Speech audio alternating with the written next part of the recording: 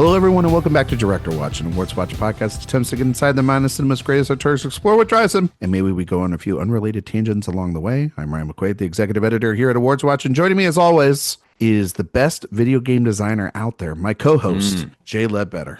Ryan, today we're talking about a movie that, there's a point of view where you could say that this movie makes Straw Dogs look like The Notebook. You know, I mean, this is a weird one. It's a controversial one. This is one that I'm very comfortable talking about, let me tell you.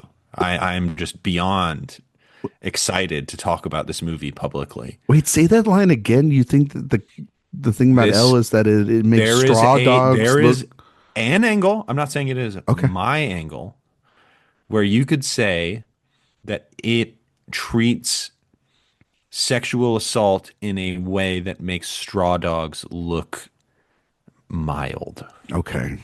All right. And the biggest controversy of Straw Dogs, of course, is that it, makes it seem like the main woman is in the end sort of titillated by the rape sequence, which is certainly something that Paul Verhoeven is not unfamiliar with. And yes, and this film is one sort of about empowerment in the face of abuse in some ways. So we're going to talk about it. It's a normal movie. Elle. It's a complex cookie, this one. That's for sure. It is. Yes. Yeah, that's for sure. I'm very excited to talk about Elle with you. Jay, by the way, before we get to our guest, do you have a favorite letter on the alphabet? I know, I mean, the obvious answer is J, but like because of L, L and J. I mean, it is J, of course. Yeah. Okay. As a narcissist, my favorite letter is J. Okay. All right. Well, I just had to ask. Yeah.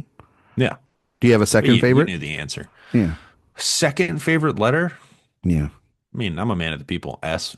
Yes. Okay. All right. Why is that the man of the people answer? Just a very frequent letter. Oh, okay. All right. That's, I mean, and I'm not going to do a vowel. No, you're just doing consonants. You're just, no vowels. I'm not a scrub. Not doing a vowel. Wow. Well, that's just... Honestly, the great contrarian pick would be Y. Why? I thought it would be like... It's sort of a vowel, but not a vowel. I thought it would be Q. Anon? Oh my God. All right. Anyway, Jesus Christ. Our guest today, he's been on here before. It's been a while since he's been on, right? Dan, when was the last time you were on? When was the last time? Malik? That's a long time. That can't be right. Were you on? You weren't on for Nichols? No? No. Oh, okay. Well, we just don't know anything nowadays ourselves. But anyway, Dan Bayer is here with us today to talk about Elle. Dan, welcome back to the show. Bonjour. The way she said there's a way she says it in the film at one point that made me kind of laugh. Dan has not been on the show this year, confirmed. He has not been on the show this year. Crazy. So is Malik. God, that's terrible. And I blame Jay. Honestly, I think that's... I blame your schedule. Yeah? You blame my schedule? Well, that's fair. Yeah, I blame other people for taking... Malik on Director Watch, you can only go downhill. That's fair. That is true. I've been saying that for a while. It's pretty disrespectful to Mike Nichols, Elaine May. I will agree Nancy with Myers. Dan. I'll agree with Dan. Of course you will, because it's your favorite director, you bastard. We actually should you are outnumbered, Ryan McQuade. Yeah, actually, you know what? We're going to take all the episodes from Badlands all the way to this now, and we're just going to get rid of them. They're just going to be re-releases of Malik episodes every week. Damn right.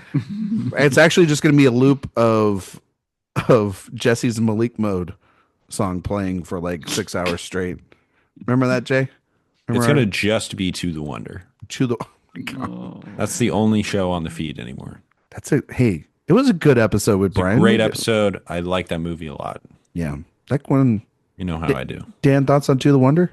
I have not seen that movie since I saw it in theaters because you wanted to preserve the experience as like a really sacred thing. Like, this is my movie. Sure. Let's go with that. Yeah. Okay, that's what I thought. This movie makes me feel really good about myself. I love To the Wonder. It's a good movie. I like it. Dan, we had to have you here for Verhoeven. And It's one of my favorites. this is he's a lot of people's favorite. Dan, tell me about your experience with Paul Verhoeven, what you like about him, what you don't like about him, what intrigues you about a guy like Paul Verhoeven as a director? Well, what intrigues me is that he makes, or at his peak anyway, he made these giant, big, blockbuster like movies Hollywood in Hollywood Yeah. that were basically blowing up American culture from the inside. And I think that is so brave and brazen and bold that to bite the hand that feeds you like that, except that like Americans are so stupid that they didn't realize what he was doing. Except in the case of Showgirls, where I'm not sure even he knew what he was doing, but that's not necessarily his fault. And I have a whole podcast's worth of thoughts on that movie, but that's not what we're here to talk about. But anyway, I think he is a brilliant filmmaker. He, for me, is the inverse of one of my other favorite filmmakers, Michael Haneke. Both of them really want to rub your face in the muck of life, but while Haneke does it like a stern teacher making you eat your medicine, Paul Verhoeven is like the class clown. He's sitting there and laughing at it while he does it. Or like Has a sense of DJ, fun just like and glee remixing to the it. things Yeah. that you are familiar with. It's Yeah, best. totally. And it just like, I don't know.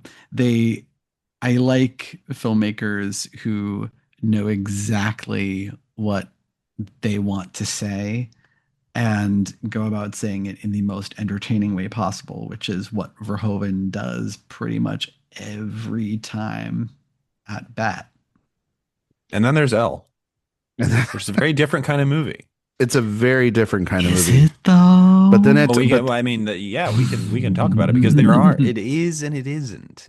it feels like though It an has idea. this air of prestige to it. It does this other have that. movies don't. It does also though feel like a movie that he would have loved to do on the Hollywood system, but he was He going did, to. he did, yeah. yeah, He was and supposed to do this in Hollywood, but he couldn't find an The- actress who would The do Hollywood it. casting is very like the people that he asked to do it is. Well, Very Jay, do you want to talk? Well, I mean, I know we usually talk about this stuff later, but like, let's talk about it now because we're bringing it up. I mean, Because there's not a ton of background to this one, yeah, but but Go he ahead. did want to remain in the Hollywood system. Obviously, he has not made a movie in Hollywood since Hollow Man.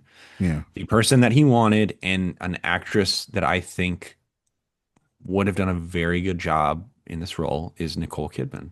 I think she would have killed it. Mhm. I think This she is the would've killed kind of she loves a challenging movie. it. She does. Boy, does she love a challenging movie. Unfortunately, this movie was like a decade and a half too early for her to really do it. Yeah, I mean, like, Well, I mean, Baby Girl is, sort of well, it's like the Hollywoodified. Right, but it just came out now version in the this year of to our a Lord certain 2025. extent. Yeah, but Yeah.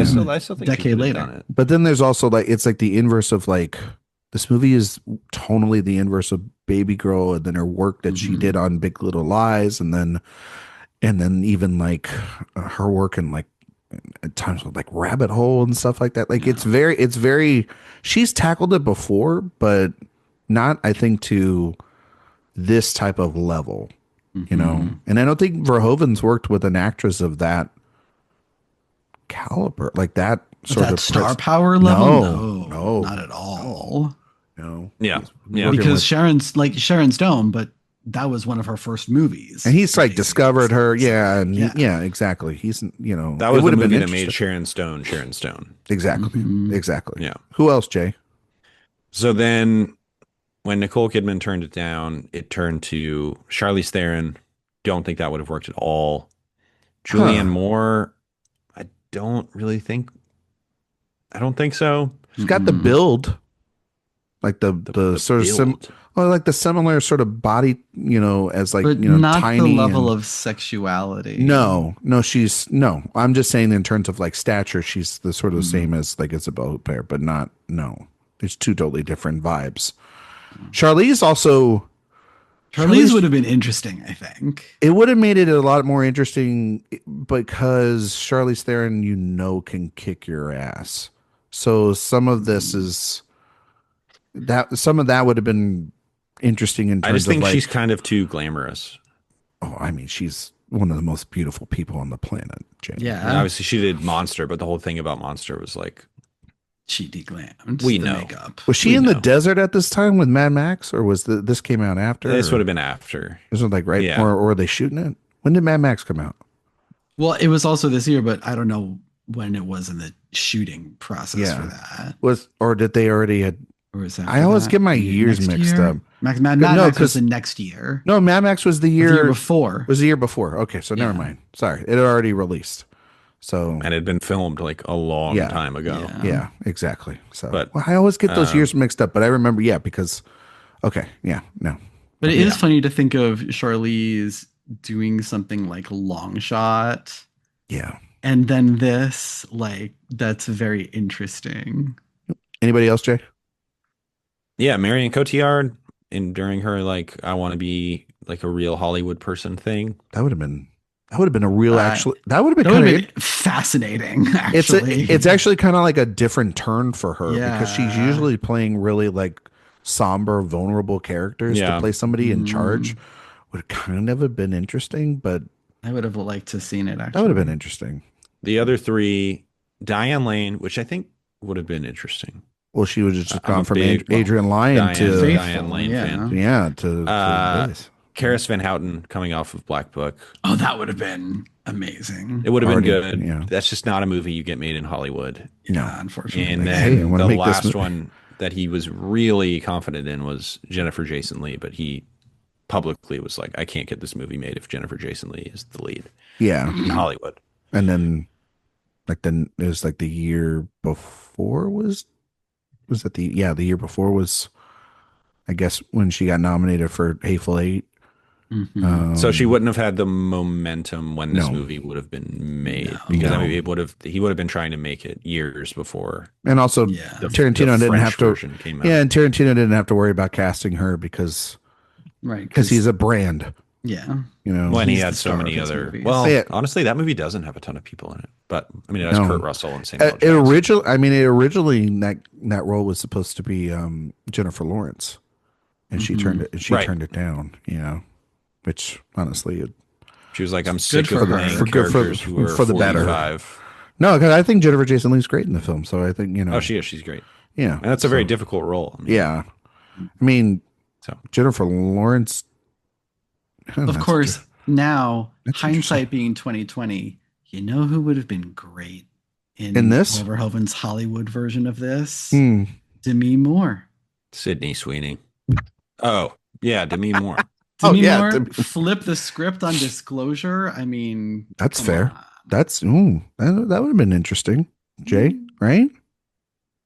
No, in hindsight, for sure. I mean, she was basically in Hollywood jail a little bit at that point. I At think least as far as being a lead of a Hollywood movie. I know it's a different type of actress, but I kind of think Olivia Colman would have knocked something like this out of the park. Someone super steely Yeah, she would have been. She can knock basically anything out She of the can. park. She's one of the Truly. best actresses ever. Yes. She's fucking awesome.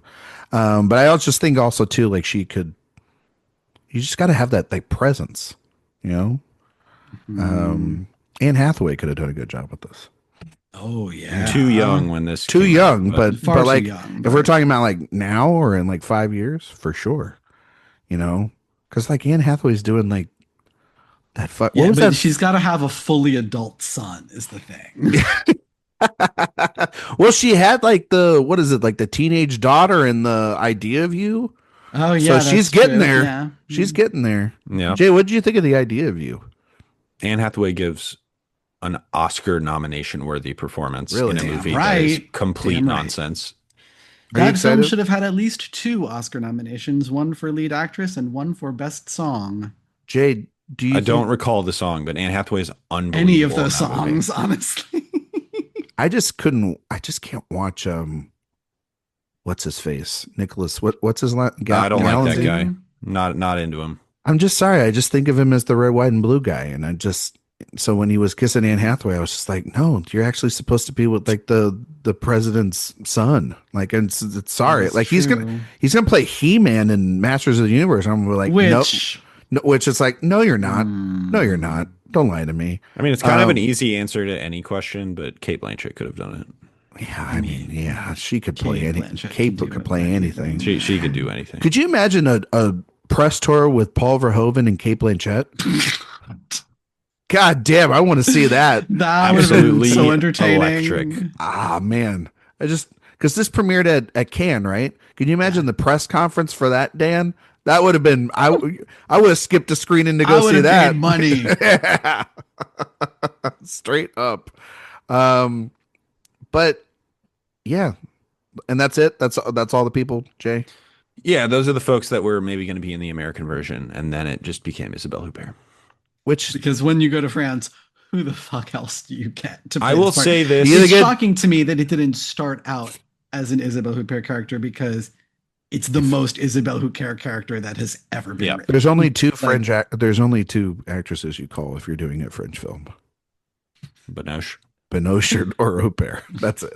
I will say this up front. I I'm am not lying. Like that's what literally Hollywood's No. been doing like the last 20 years. Is like Or we only have two Cotillard, actors. but like Yeah, exactly. We're like we really only have Cotillard two had or a three. run, and then she was like, "I Yeah. love conspiracy theories." Do you think that with Cotillard, a lot of why she's kind of not been in the Hollywood sphere and has to go back over there was that terrible death scene in The Dark Knight Rises? Do you think some No, of it's because she's weird. that too? yeah, it's because Yeah. she's just too French. No, I think it was that death scene. It's truly one of the worst. I It's one. genuinely It's worse. think It's she's one of the just- worst things I've ever seen on She was screen. not built for American stardom. She is far too French. She's one of the.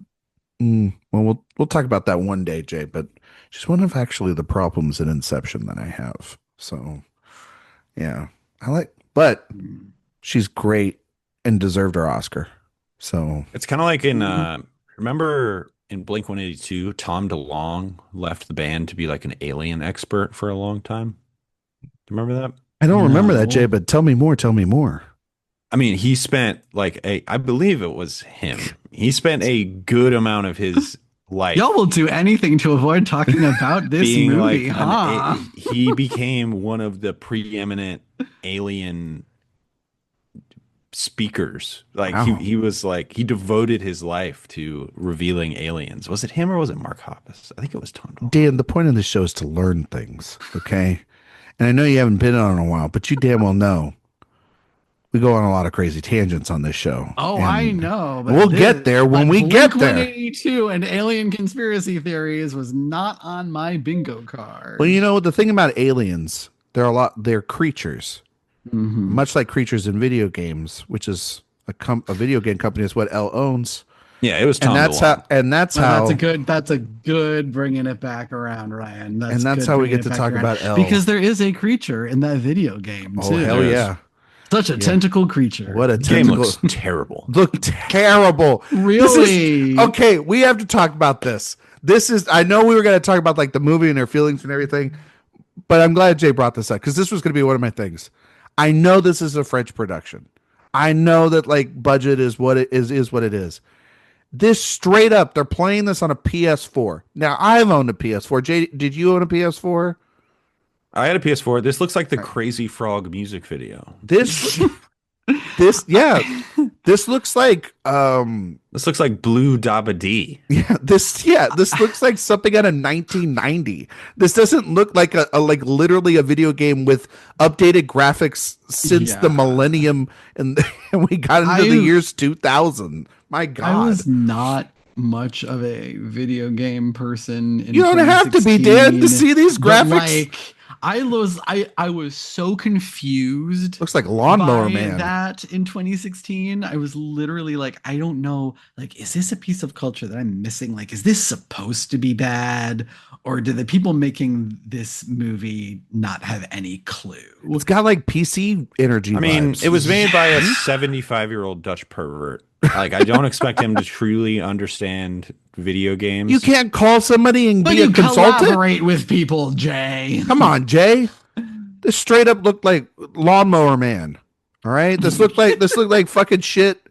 That's like 2 decades old. What are we talking about? No, it's crazy. I mean, the movie didn't have a big budget, so No, I know, but that stuff is But even expensive. still, like, Yeah. the Photoshop on her face in the video that goes around the office. Well, that's that that's I something think that is I sort can of fuck. no. purposefully That I bad, buy but because that was like a rush yeah. job. I know, but that I can. wasn't supposed to see the light of day. But like the Yeah. other But I can do that. animation in it is The actual like, game. so stiff and When they're lifeless playing it and, on like, PS4s in that like at the expo or When they whatever. actually Yeah. demo it, and it's just like a troll jumping on top of a box over It's- and over again. there are better fucking. well, gra- to be yeah. fair, that's because her husband's playing it. Yeah. So, But fuck there's What Dan better- is saying is that he's kind of a Patrick. He's not much of a gamer. Exactly, but it's just so. It was. I was watching. I was like, they're putting all their heart and soul, their months behind on this thing. I'm like, if anybody got this game and spent $60 of what it cost to get a PS4 game, I think that company would go bankrupt. Like, no matter how realistic the sexual violence or the game is, like, none of that's in the demo, by the way. They don't show any of that. They're just showing, again, like, everyone's got the same screen and jumping boxes and can't go any faster than like a snail's you see pace. is all cutscenes. I know. In a trailer It's for the game. it's so wild to me. When I was watching the video games, I was like, I forgot how fucking silly that shit is. It's It's absolutely crazy. insane. And he was But closer to 80 than 75 when he made this movie. That's true. Dan, Dan- it is truly a clash of generations. I know that you're just dying to talk about this movie, Dan, and your opinions on it. So before we do another tangent and really get Dan mad here, Dan, yeah, your thoughts on Elle? I think it's brilliant. I think it is maybe the defining film of sex and violence of the 2010s. Wow. I love that Paul Verhoeven is taking exactly what he did with Hollywood in his blockbuster phase and doing it with French cinema. He is exploding it from the inside. French domestic dramas that take these sort of sexual situations are a dime a dozen, but none of them really force you to reckon with it in quite the way that this does, by really rubbing your face in it and then being alternately funny as hell about it and kind of like brushing it off like it was nothing, which in its own way is kind of funny. I mean, even the opening of this movie is kind of like an incredible like dare from him. You open with that super insane. melodramatic, like Bernard Herrmann strings. The score on the is soundtrack. crazy. I love the score so much. And then you hear the sounds of the assault, and it opens on that fucking cat. And that, like, with that expression on its face.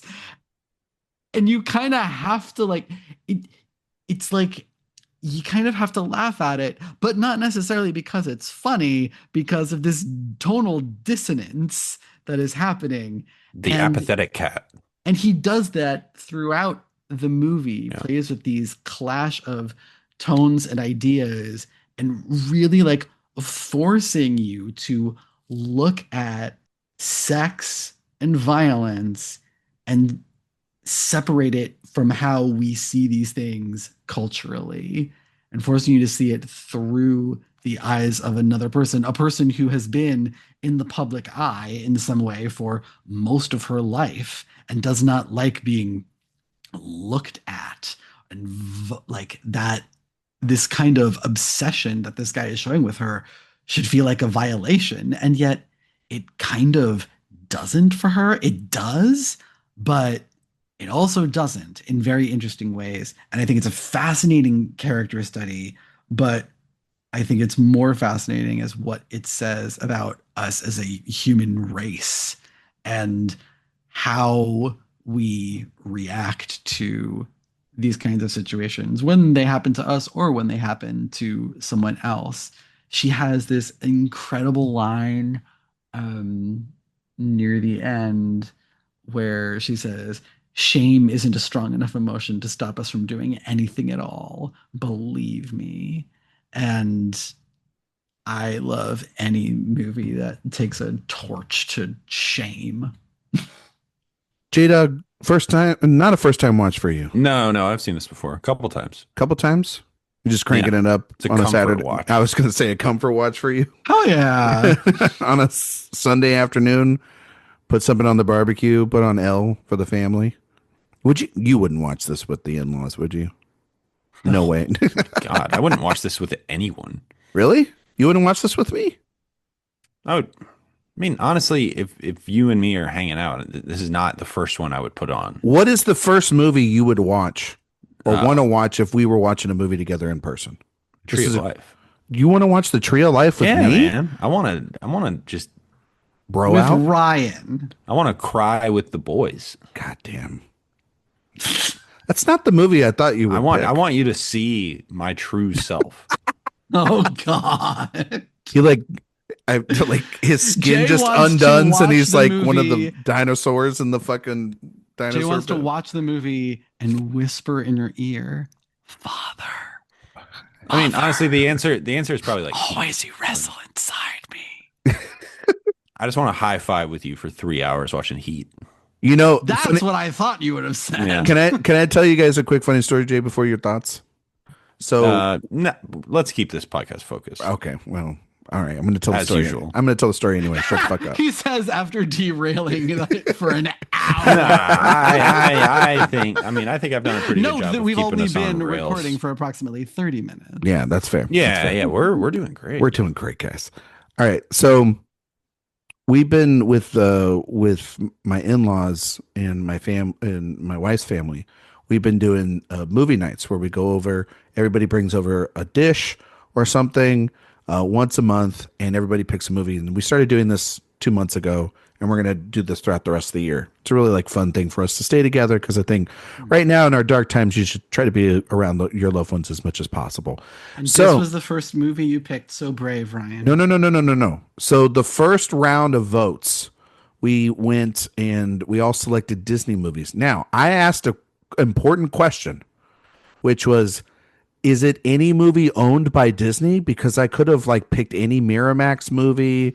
I could have picked anything from Marvel, Pixar, any of that stuff. And my sister-in-law went, absolutely anything that's owned by Disney. And I went, holy shit, I could pick Alien. And you know what I mean? I could pick so much. My wife. I don't think the Fox. I think you should eliminate the Fox stuff. It needs to have been produced by Disney. That's fair. But I mean, I guess so. But they own it now. That's how we're getting those movies from them. Anyway, I could have picked Master and Commander. I could have picked all these things. Anyway, I ended up just being nice, and I picked The Parent Trap, which we've talked about on the show before with Nancy Meyer series. A fine film. And my pick won. Because we put all the film titles in a hat, and the last film standing was the one that we watched. So we watched The Parent Trap. We went over there. We had food that was kind of designated to the film, as well as just other stuff was there too. And as you know, when watching a Nancy Meyers movies, that's a food. She's a food lady. There's always food and kitchens and everything in her movies, and it's wonderful to have a party and stuff and have some alcoholic beverages. So we went for the second round. We opened it up to all films. And my wife Megan's like, pick something fun. And I put down Heat because you're going to be with people for 3 hours at a party anyway. You might as well watch one of the most absolute banger films of all time. And how did that go over? I was the second to last pick. I almost got back-to-back Oh, you picks. didn't get it. I was like, oh, shit. I was so close. And it was my sister-in-law's boyfriend's pick that made it. So this coming month. Wait. What? Okay, so sister. I was like, okay, so sister-in-laws. I have okay, two so sister-in-laws. I have two sister-in-laws. Sister-in-law's boyfriend. I was Yeah. like, your married sister-in-law's boyfriend. No. That's very Elle of you. But no, now I have get it. one sister-in-law that's married, one that is not. Yes. Okay. And the one that is not, her boyfriend, his movie he picked, he has never seen it. And so we get to watch it, which is Blade Runner. Ooh, That's okay. a tough movie. That's with a tough movie for a casual crowd. Yeah. But we got in the car, we said goodbye, and we started driving, and the wife goes, wait a minute, which cut? And I went, He didn't specify, did he? Well, but clearly it's the ultimate cut. You watch the ultimate The final cut. Yeah, Yeah. the final cut or whatever it is. Yeah, the last cut that last he one. approved. Yeah, not the original cut. And but yeah, so you would. I know Dan and I have watched movies together. We've been at festivals before. We've seen movies before. We're fine. But Jay, you would want to watch Heat with me. That's Honestly, or like Tree of Life. the first one. Should be. I honestly, I was thinking more Altman. Well, that'd be fun. I was thinking like, oh, we watched Little the play. quintet. I was thinking like weirdly the player. I mean, that would be great. That would be great. Love the player. Love the player. Not shortcuts though. We got other stuff we probably want to do. My favorite Altman. I know, buddy. I know it is. So I Nobody's only perfect. want to watch the complete filmography of James Cameron with Ryan McQuade. that's fair. Mm. Did you guys? I know this. I got Ryan to like James Cameron. I know you did. That's one of my great doing achievements. God's work, truly. Yeah. I liked the last Avatar film. I like know. Way of Water a lot. That movie rules. I just got a Way press. of Water is awesome. Did you get that too? I got a press invitation to watch the trailer for Fire and Ash. By the time this show comes out, that trailer will probably be online. But the absolute silliness of getting a fucking email about, hey, do you want to go to a theater and see a 3-minute trailer for a movie that's coming out in fucking December is absolute bonkers. It's almost like giving tickets to a movie that's premiering in a year and people fucking buying those tickets. Oh, do we need to litigate that? Oh no. All right, we're not going to. We're not going to do it. No. I'm kind of in the middle on it, but you know, I don't think have people to. need to But stop clutching their pearls so hard. yeah, it's just a movie for God's sakes, right, Jay? Oh wait, wait? Well, he's opening up the door now, Dan. No, What do you I'm saying mean? I am saying it's just a movie. Like, Oh, okay. chill out. Yeah, everybody was just like, "How dare you?" And it's like, let people So do some whatever people the fuck call they it want. like elitist. I'm like, what do you mean? You mean it's elitist to want to a go to a movie. movie? Yeah, You know what's elitist? I want to go to a press screening, bro.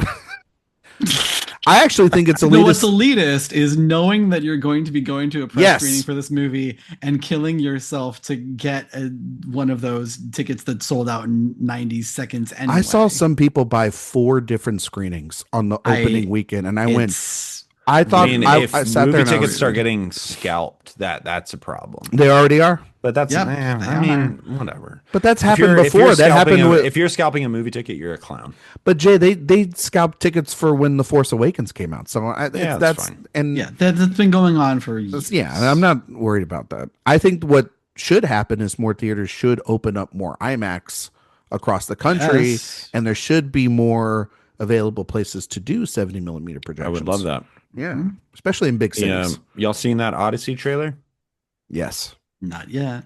It's Looks it's like nothing.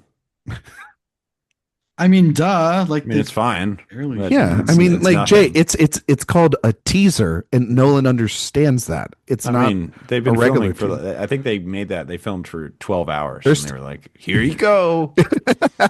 It did have our guy in it though, Jay. It's definitely a movie." Who's our guy? Bernthal? It had Bernthal. Yeah, Bernthal. Anyone Big- seen Odysseus? Big old beard. Yeah. So anyone's got to tell my guy? Huh? He's looking good. I love He's Bernthal. looking good. Love Bernthal. Jay, your thoughts on Elle? Yeah, Elle. I mean, there's a lot to talk about with this film.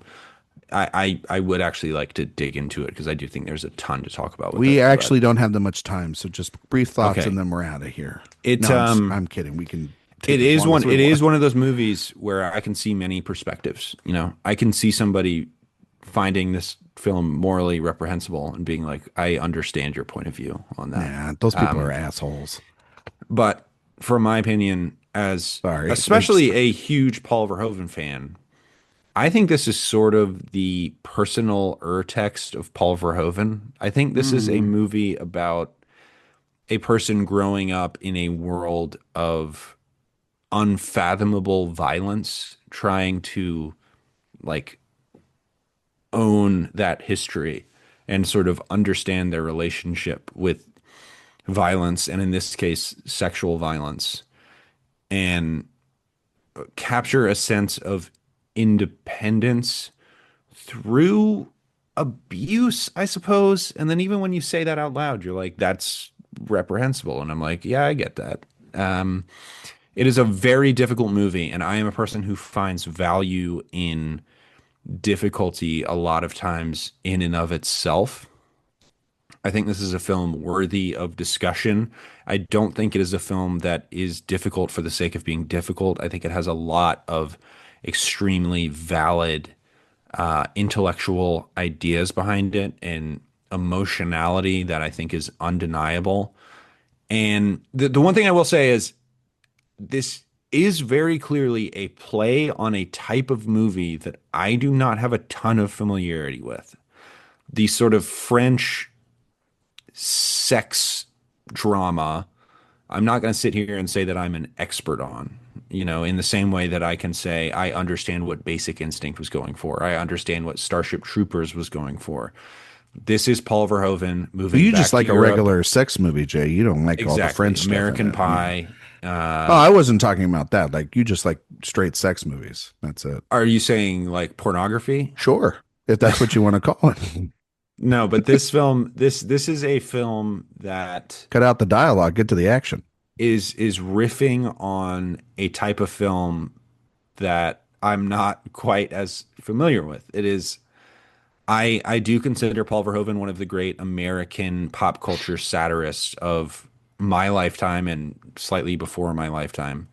But this is him going back to sort of his European roots and exploring something different, something that he had explored for years before he made RoboCop, and he had sort of lost the goodwill of Hollywood and was forced or semi-forced to make something back in France. And he wasn't even a fluid French speaker when he started development of this movie. He learned French, which absolutely rocks. It was like me going to Cannes. It was like, I guess I know words. But it was the same way when he started making movies in Hollywood. Like, Dan, when you were in Cannes, did you use any French? yeah. Okay. Oui. Yeah. See, Jay would fit right in. Well, that was the problem, though. Like, I would use what French I knew, and then someone would come back and be like, "Oh, you speak French too," so they could speak at their regular speed. And I had That to go is like, tough. Much slower, please. It's just easy to do. Nah, man, I just Duolingo'd for like 3 months. Like, you gotta chill out. Yeah, you just gotta be like, you're on my speed. And that's it. That is honestly the problem when I have tried to do foreign languages. It's the speed with which they talk. It's the confidence. Well, it's this. I can read the confidence they got. I can read it and understand They it. cornered the market on it. Yeah. Yeah. But no, this is a Anyway, really. I think it's a really good film. Yeah. And I also want to talk to you about why I should not be offended by this movie. Okay. Why you shouldn't be offended as a white man. Not me No one should be specifically, offended by but this movie. why people should not be offended by this movie. Okay. Because that was what happened when it was released. Was people were like, this should be illegal. Well, okay. All right. Calm down. Not literally. I don't. No, you but know what people I'm were. There were People people were who mad were about it. very upset about this movie. Yeah. Well, And shit. You don't really a Paul Verhoeven movie. People are upset about. But there's stuff to be Shocking, there's stuff I to be know. upset about it. But I even more than Yeah. Starship Troopers is not a movie that you can, other than the fact that it's like, oh, it's Nazi propaganda. I'm like, well, you're an idiot. I think But that this movie, I'm like, I sort of understand. I understand why it. you would be so put off by this. The thing about watching this movie, I hadn't seen it in a while. I don't actually remember a lot of the controversy around it. I just remember seeing it because, and maybe I just sort of wasn't as fine in tune with the controversies surrounding this film. How do you not watch this movie and be like, No. I'm talking about like, I'm sure people found because this I a didn't little get this off-putting. because I didn't see before I was a critic. This is about a year, or this is like a couple of years before I was a critic. I had to see these with this things we called the normies.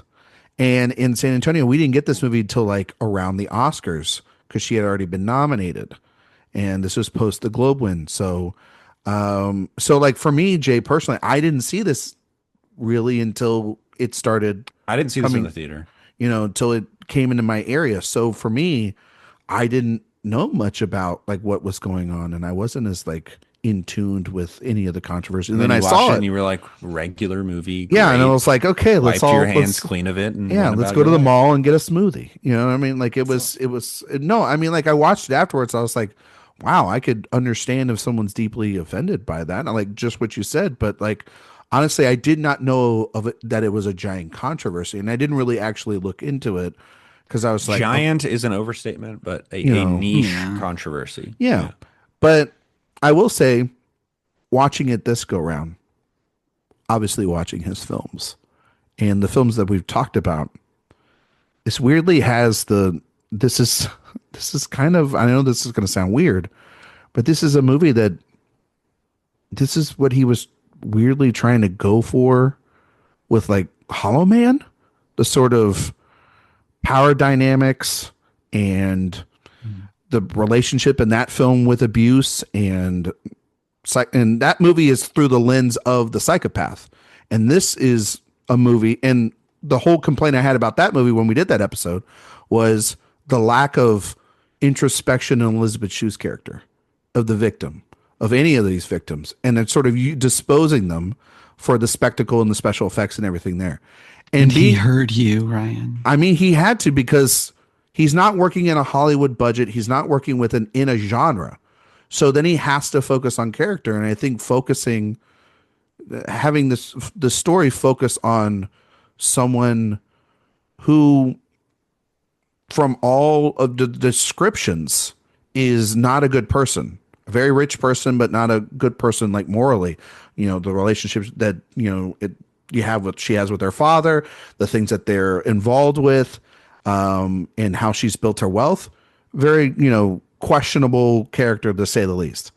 And then you have, so it's a movie that's asking really, I think, very interesting questions about someone that's being abused, someone that is abusive, and the idea of why, like the movie asks the question, why are you doing this? And essentially, it plays the line of, for me, as I was watching, it was just like, is Verhoeven saying, beyond any sort of fatuation that she has, is this a way around also to talk about how, people have, if they're abusive to others, karma comes back around. In some ways, he's kind of talking about that in the film. That's a very dangerous thing to talk about, and a very controversial thing to talk about. With that. I think that's in. Disagree with I think that. I think he has that. I think he's dancing a little bit of that line. I don't think personally that's a right thing to do within a movie like this, but he I don't think dances. that's the moral of the. But no, it's not Yeah, the I don't moral. think But that's what it's he's doing with definitely the character at No, all. I think it's in there. Like, I think it's this whole thing of personal exploration and trying to own the violence that she has been subjected to. I'm talking about through the abuser lens as well. Oh, you're talking about here. from the perspective of the abuser. Yes, yeah, because he's clearly Oh, you're saying the violence that is thrust upon him at the end. yeah. Yeah, And also, I mean, you could maybe, yeah. There's a little bit of between the lens of both of these two and why they're drawn as sort of a moth to a flame to each other, even though this is very dangerous and very murky water to dance between. The idea of her past and what she's done and what he's doing, and there's this interesting, I think, and maybe I'm not articulating it the correct way, but I think that there's an interesting submersion when you have these two forces that have done horrible things to people, because it is clearly stated in this film that he's not just done this to her, he's done this to other people. His wife is like, I cannot get him to that way. And it's so weird at the end. She's kind of like, I'm glad you were able to get him there for me, because I couldn't do this. And You're it's able like to give him what he needs, and it's for like a time anyway. And it's like how, that is maybe the craziest line in the movie. It is really crazy about in a movie full of crazy lines. But then also too, she is, in all intents and purposes, while she is a victim, she is also said throughout this, and we see this through other people, she is a monster within a machine herself. So it's this interesting dichotomy between these two monsters colliding with one another. It is actually very interesting to have this in a sexual a psychological thriller, have it be about these two monsters kind of colliding by the end of the film. So I do think that that's where the movie has sort of a very interesting conversational point about this sexual tango that they're kind of going for throughout the film. I do think that you are much more sympathetic to her because you learn about her and everything, and you don't see the events that happened in the past to her, but you see this violence, but you also see the sort of Rashomon style of the different ways that you see this abuse happen at the beginning of the film, and then the ownership of her past and the ownership of what's happened here and wanting to take control of the situation. And then that's where these Verhoeven lines that he's always crossed and had conversations about how we are with power dynamics. And he's been obsessed with that in terms of at least political structures. I think this is a dance between sex and violence and perception and ownership, and it's such a fascinating film in terms of just that. But then, of course, just the character dynamics throughout the rest of the film too, the how she carries herself, the relationship with her son in the film, the relationship she has with her friends, the sort of blasé nature that she has with her ex, and the sort of the web that she weaves. It's such an interesting way to see Huppert go through. French. It's very French. The way that she's just weaving through this film, and I think it's a fantastic performance.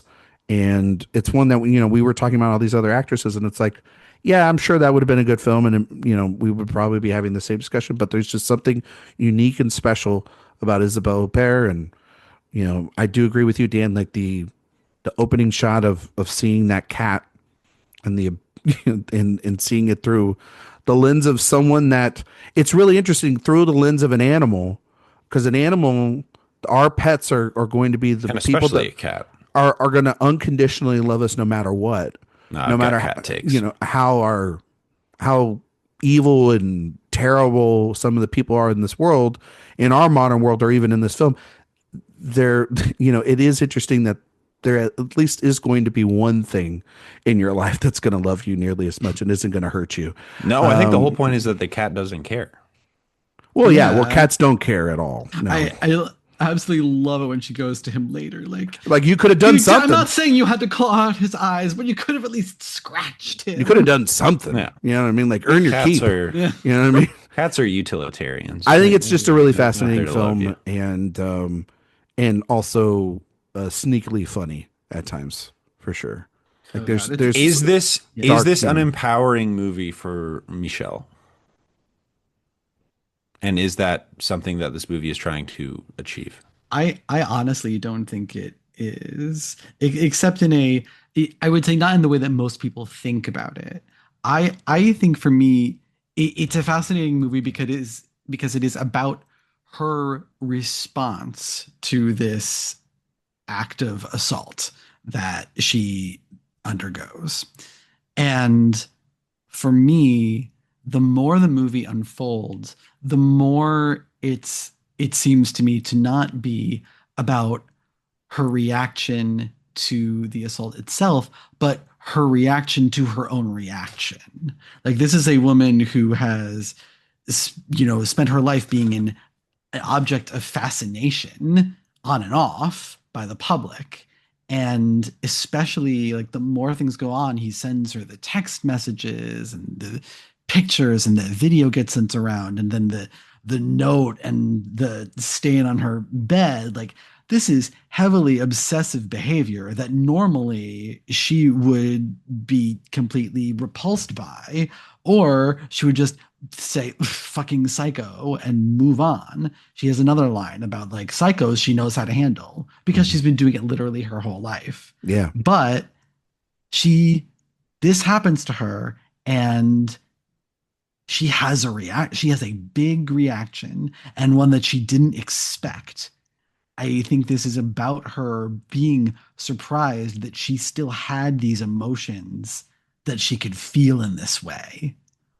Because after this, like her son says in like one of the first scenes that they have together that like she's acting differently, implying that she's not normally this short or this curt or this angry or this, angry at his girlfriend maybe but like it implies that she has undergone something of a personality change since this event. And I think it's all based around the fact that like it stirred up emotions that she thought she had kept well and suppressed. I think her walls back up from when she was a child and having Yeah. to deal with the stuff with her father. Oh yeah. In a world of Absolutely. movies about trauma, this is a movie that actually does something interesting with it.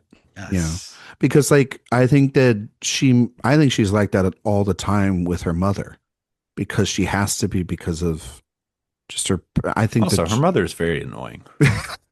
Her mother is an icon, okay? her mother is a Like, mother, Jay. Like, come on. Like, shacking up with If that that's man mothering, half I don't her want no age, mother. yeah. Girl, go on. Like having that guy in the apartment and then that guy's already moved on while she's in the coma. Like, Jesus Christ, that woman is just good. like pops out of nowhere. And you're like, wow. We should address I it. love All that her. we've talked about so far is why shouldn't I be offended by this movie? I think this movie's very funny. No, I very said funny. it. I said it earlier. I think Tongue it's. firmly. I think in it's. its cheek. It Yes. dances that line between, and that's what's so great about Verhoeven. It dances the line between wickedly funny and, like morally irresponsible at times. Like that's why And I you think call there's value in that. Jay. You call him a pervert, and I think that there. I think that He that's is a a little pervert. I'm sorry, Paul. I think that Yes. in doing so, there's like a wicked little smirk that he has when he makes every project. It's like, how much can I get away? And the fact that he got away with it so much in the Hollywood system, and he almost got away with it with this again, is truly baffling, because it's just What do you mean almost got? He did get away He with did. it. No, he no. absolutely did. No, yeah. well, like This I'm saying, movie like is- getting it and made. Not to spoil, this is an Oscar-nominated movie. No, I understand, but what I'm saying is, it's like he almost got like Hollywood money and A-list actresses to make this movie. Yeah, And but he in didn't. in a modern sense, like the things about like those, when we ended with Hollow Man, it truly was an end of an era, shift in the tide of way Hollywood films were being made and being thought. Finally, the 90s were sort of out of there and done. You can sort of slide and get away with it as long as you made a somewhat of a hit. I mean, the idea that Basic Instinct is a hit, when we talked about it, is fucking wild. The idea of like Showgirls becoming a at-home cult classic hit is, its thing. Like Starship Troopers becomes a franchise, even Basic though Instinct is a much less complicated movie than this. And No, I think if for this sure. movie was made in Yes. Hollywood, it is a much less complicated movie. And, No, Basic I understand. Instinct It is. freaky, but it still falls very much into the expected dynamics of. No, I understand. the This is erotic much thriller more genre. this is much more thornier, but that's still, there's dialogue in Basic Instinct that we talked about, Jay, where it's like there's no fucking way they're getting away with a movie like that. Joe you know? Esterhaus is also Joe- a pervert. That was, yeah, that was exactly. a pervert So, writing like- for a pervert. Yeah. Exactly. So the point being Joe is that, Esterhaus like, is the king of the perverts. Okay. yeah, I mean, like, and so like, And now we're getting another Basic Instinct. oh my God, are the influence of this We're not going to go podcast- down that rabbit hole now, but No, we will down the road. Sydney Sweeney Basic Instinct Oh my remake. God, Jesus. My head hurts. I mean, that's kind of the perfect airhead to be in a. I said we're not talking about it. Okay, well, I'm just. Well, you brought it up. You can't not. I said You I brought it can't up do and that. said we're not talking about it. Well, you can, Because I do think it- there's like a great. I'm honestly like locked into Elle. We're talking about Elle. Let's do it. I like think how this it's is a like, fascinating Dan. I like how movie. it's like, I'm locked into Elle, but I will give you enough of, like, dangle the keys I'm gonna give in you front of an- you like I'm a gonna fucking dangle cat. the carrot, but- you know what I mean? Yeah, exactly. But no, I'm pointing totally the laser agree on the with you. wall, but you're just like you're just a cat. You can't help but look at the laser on the I wall. can't. Listen. I love a tangent. All right. You do. We used to do an old show and we couldn't do tangents, and now we can do tangents. All right. So, like, excuse me if I want to do a goddamn tangent on my show. Shade Throne. I mean, it was true. We got told we couldn't do tangents all the time. That's a fact. I mean, like, And the audience was appreciative. Grateful. yeah, but this is a better show. No, Anyway, Elle. don't tell you. Perhaps for different reasons than the lack of tangent. No, So, it's because of that. So what? I mean, I'm just gonna speak like academically. What are the themes of Elle? thank you, I mean, Professor, truly, like for asking. I'm spark notesing you. What is Elle about? It's about the difference in public and private spaces and how we behave in them. I think there's something like, despite all that she's grown up around and all that she has experienced in her life, and the fact that she she lives a life where she seemingly, has this sort of devil may care attitude about things, but she's still rather prudish. She doesn't want her mom shacking up with that younger guy. She doesn't want to think about her mom having sex. I think it's a movie about owning and taking control of one's trauma. And I think that Mm. in a way that doesn't need explanation, where there's not a clean explanation. She can be repulsed and scared by it, and then she could be titillated by it. And she doesn't have to explain it to you because it's hers and it's not yours. And if you ask her about it, she's going to give you a cold reaction or punch you in the face. Like, I think that that's the message of this, is that everybody handles trauma and grief differently in this world. How they choose to do it and take control of it is their business. And judgments to be damned. It's 1000% her, because she's a very sexualized person. Like, she is very, again, very French movie. It's very open. Like, she's she's having sex with her best Would you friend's like to have sex with husband. me? Oh, I suppose so. She's I like, guess so, if I must. she I was explains, bored. she explains to her friend, like, I just had sex with him because I wanted to have sex with him. Like, And she says to him, your stupidity was what attracted me. exactly. So, like, I there's, can't. Yeah, I can't believe at this point. I So- used to find your stupidity attractive. so I think that it's yeah, I think that that's the thesis, Professor. What do you think it is? I would say I think it's along those lines. I Okay. think it is a movie about how adulthood is essentially a reaction to and a reconciliation of the experiences of your youth. Yeah. And I think that, I mean, like, her her um her father plays this looming figure over the entire film, obviously through her mother wanting to her to go see him. He's in prison. There's the ramifications, like that lady when she's having lunch by herself, and that lady turning the lunch over on her and her trash, and people continuously, probably even the people that she works with, not liking her because of her reputation and her father's reputation. Her being the daughter of a serial killer is a very interesting. It's a choice. It's a piece very interesting thing the to movie. throw into. It's a very interesting, kernel to throw into this film to add to the dynamics of what's going on. But once I think he is, when she goes and sees him after the event that happens with her mom, and she's essentially lost her mother, and then her father dies, she is released then of I feel like, not from the public, but personally feels this weight of relief to finally be able to. Or does she just Be feel like herself. she was robbed of a That's what There's that conversation too. with her dad? No, there's that too as well. Yeah. It's both things can be true. I don't think that there's like definitives on these. Like, that's the open What- interpretations of movies like this. Like, and why I find this movie so interesting. It's like, I do think that there's sort of an awakening and an ownership of, like, I can, I don't have to live in that shadow of that fear of that, and I get to own this. But then, yes, Jay, I do think that your points there is valid there as well. Like, I think that, like, both things can exist. They also picked That's like the- the most Nazi-looking prison I've ever seen. It's crazy how really did. It They looks were like it was like- pulled It's out of a pretty great, textbook, yeah. a World War II textbook. But I also do think that there is, yes, a little bit of also, like, unclosedness about both. Like, even when her mom has her stroke there in the house there on Christmas, and she thinks that, like, it's her playing a joke. Yeah. And her friend's like, this is not a joke. This is serious. Wake up To the out of point where it. she asks the people, the doctor in the hospital, like, there's no way that she could be like playing. You're telling this me up. she isn't like Because playing she a knows prank. Yeah. she knows that she's the daughter of these two really just either annoying or vicious people. Really just vicious, I think, is the way to It's a describe way those of people. it's coping. It's a way of trying to deal with her past by just denying that anything that bad can happen again. Yeah.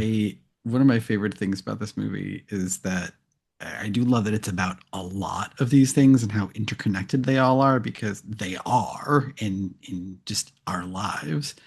But I particularly love how in Isabelle Huppert's performance is she gives you like whatever interpretation you want to have of this role, she supports it in just about every moment. She is giving you every possible reason for why everything is happening. And the movie never psychologizes any of its characters to the point where it says definitively, this is why this person is acting in this way.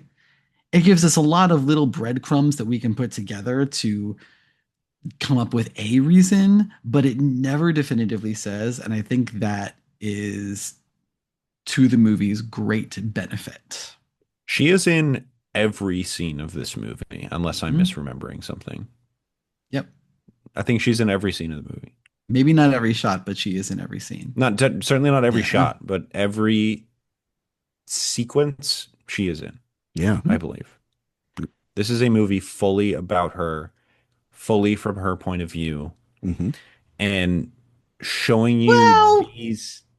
Except for one shot near the end, where it's literally not from her point of view. You don't have. Sure. You don't have. You can spoil it, Dan. This movie. That's what we're here to do. Yeah. Say which shot it is. You know. Reveal it. Yeah. Which one is it, Dan? It's literally a point of view shot from her son as he enters the room and watches her getting assaulted. Bashes. Yeah. Bashes Gets his head the in. piece of firewood for a useless fucking kid. He could swing away. He's like Joaquin Phoenix in Signs. That is quite the head wound. Yeah, man. Just from one hit. They show that. It looks like should have been a baseball player. Damn. What's the movie from last year? Of a Violent Nature or In a Violent Nature? In a Violent Nature. It had that energy, the head wound. I never saw that. Was that any good? It's interesting. I'm not sure I would say good. Is this just like a good concept? Not a great movie.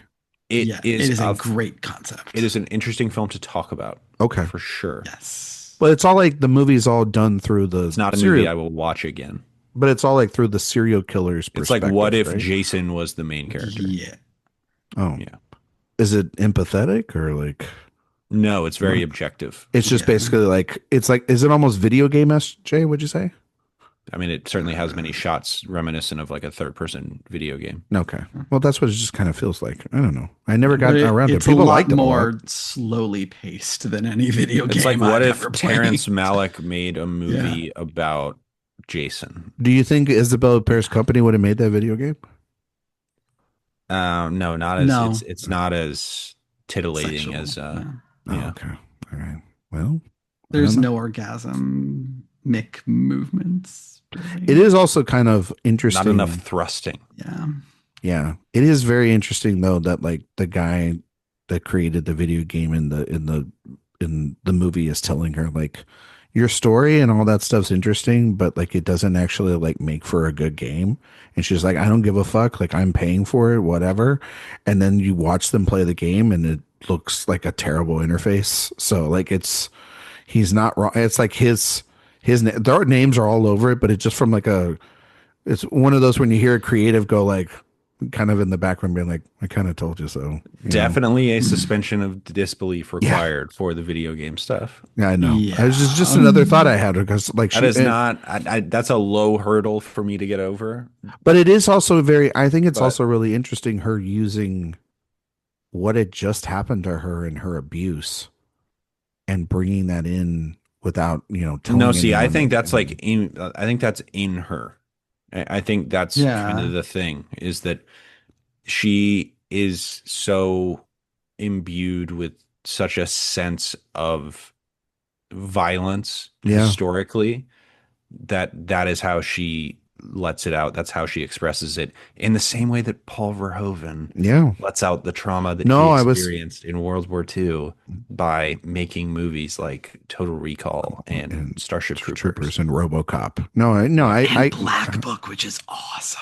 Yeah, I agree, Jay. I was just saying it's she's collecting her thoughts and still processing what had happened to her, but yet she's able to talk about this in a very, very personal yet at professional and from an objective standpoint.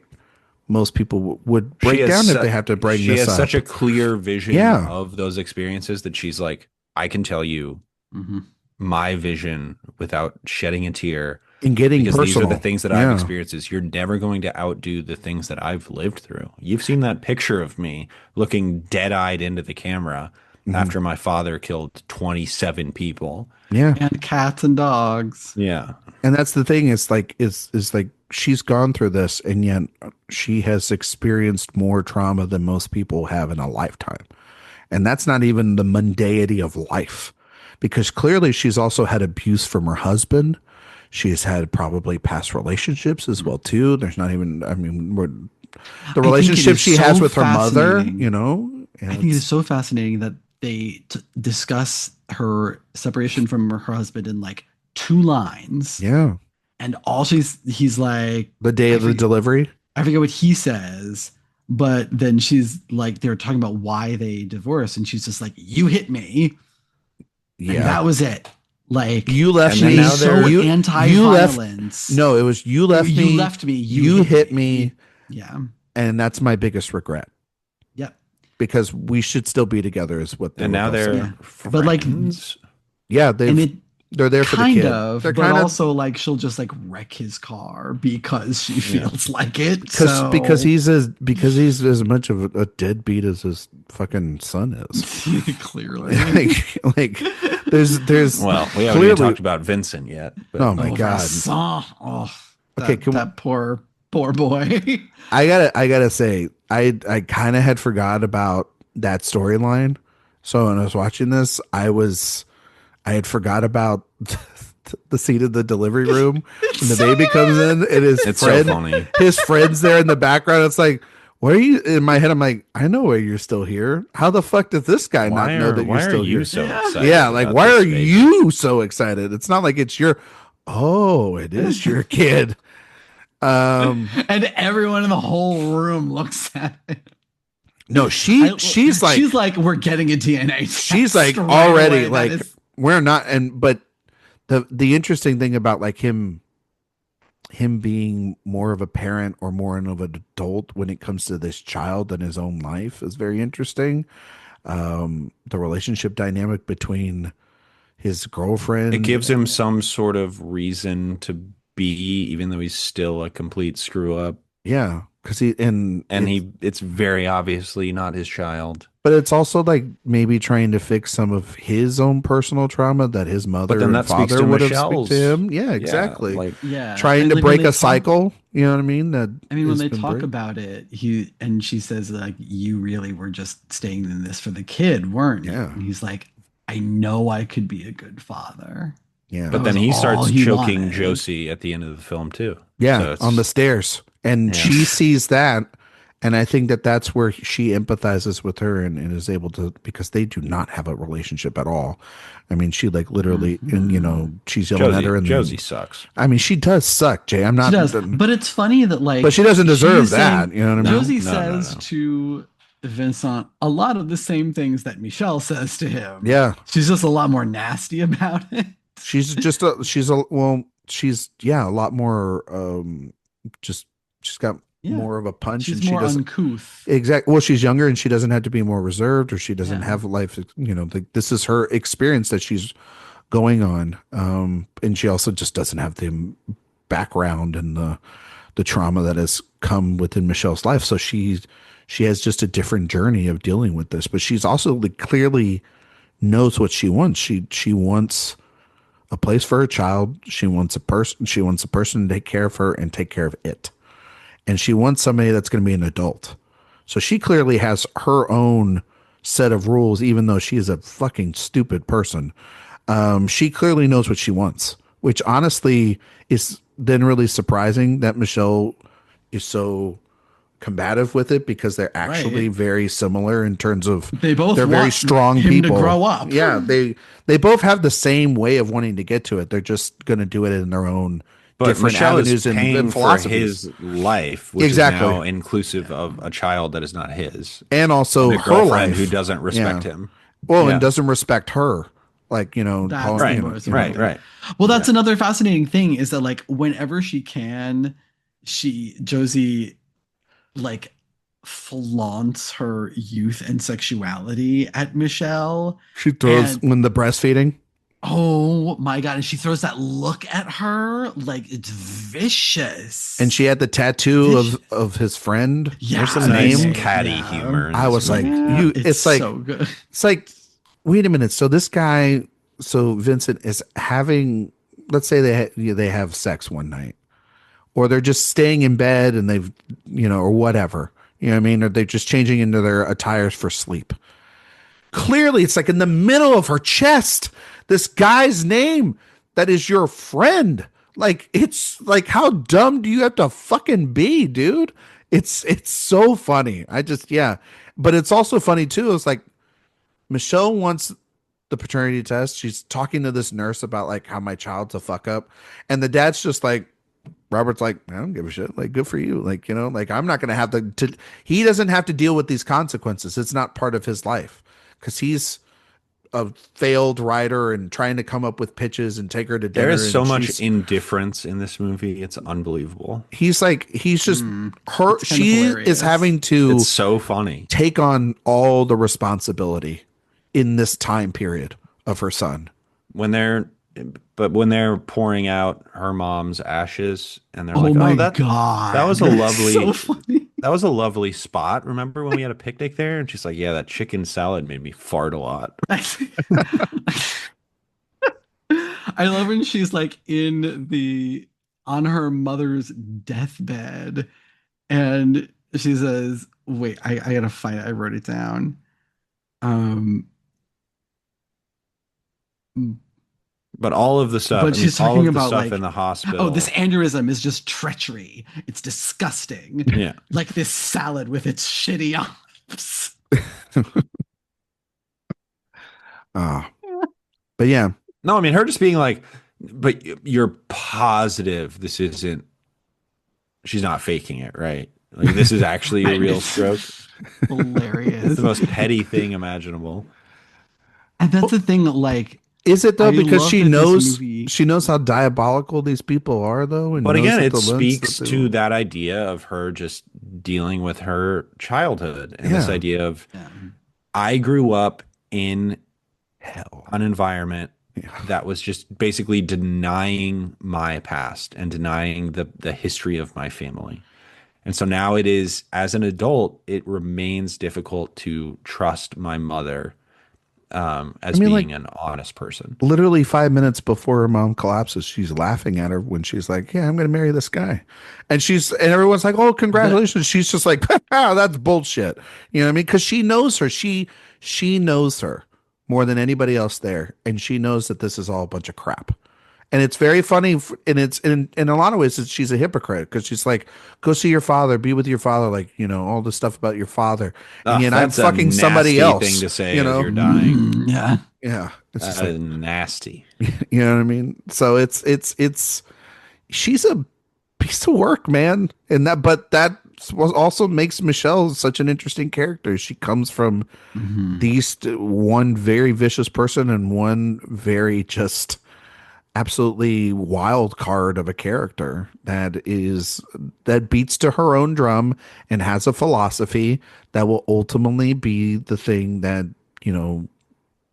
she's going to get her way, or she's going to at least state her opinion, and then she's going to walk out of that room with a drink in her hand. But then additionally, you have to think about Irene, the mom, and be like, she married a serial killer. Yeah.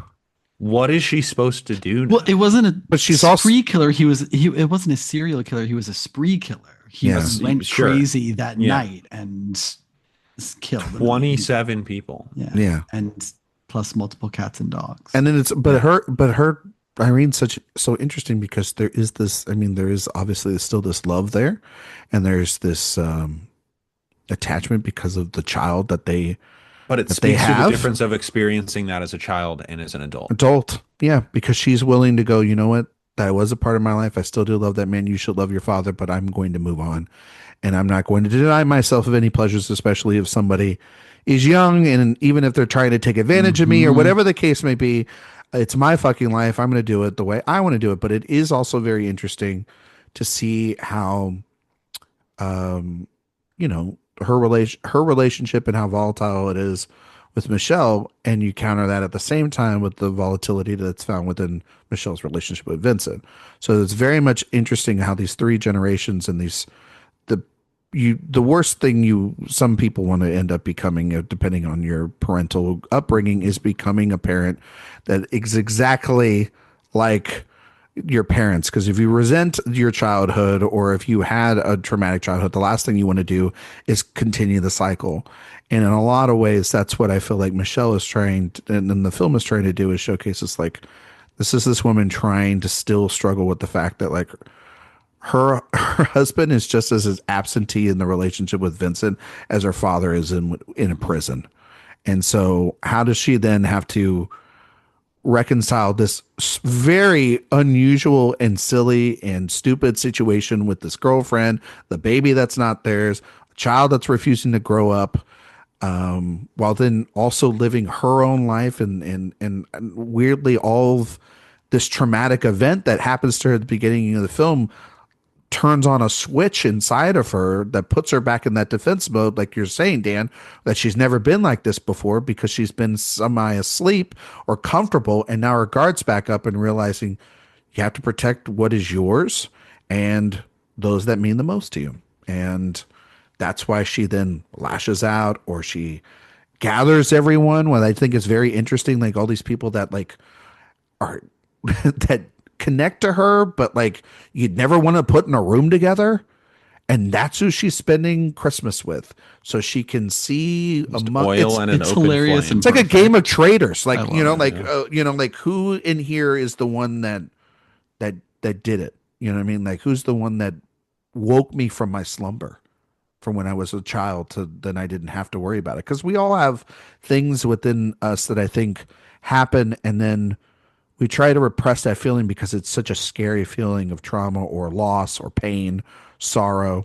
And we don't want to feel that all the time, even though that's a living thing that happened to us. And I think that the movie explores like what happens when those feelings jump back up, and how we, like you're saying, Jay, react to them as an adult, so then we can control them and get rid of them, so then it doesn't have to come back again. In Because we ways can't, healthy and because we can't, unhealthy. exactly, because we don't, it's very much like how, I mean, we can't control a lot of that when we're kids because we're not the ones in power. Our parents are, adult figures are, but as an adult, we can make those choices and decisions. And yes, it's very messy. It's a lot like the decisions that, I'm not saying that they're the same character, but the decisions that Michael Douglas makes in Basic Instinct as a detective in that movie, they're good. Some are good, and some of them are. No, he's the like, worst. He's the worst cop in the world. And but they makes the character much more interesting on their journey, and so therefore it's the same thing as sort of that applies here, and it's within a lot of Verhoeven stuff. But I really think that like it applies here to this character of like she's going to make decisions that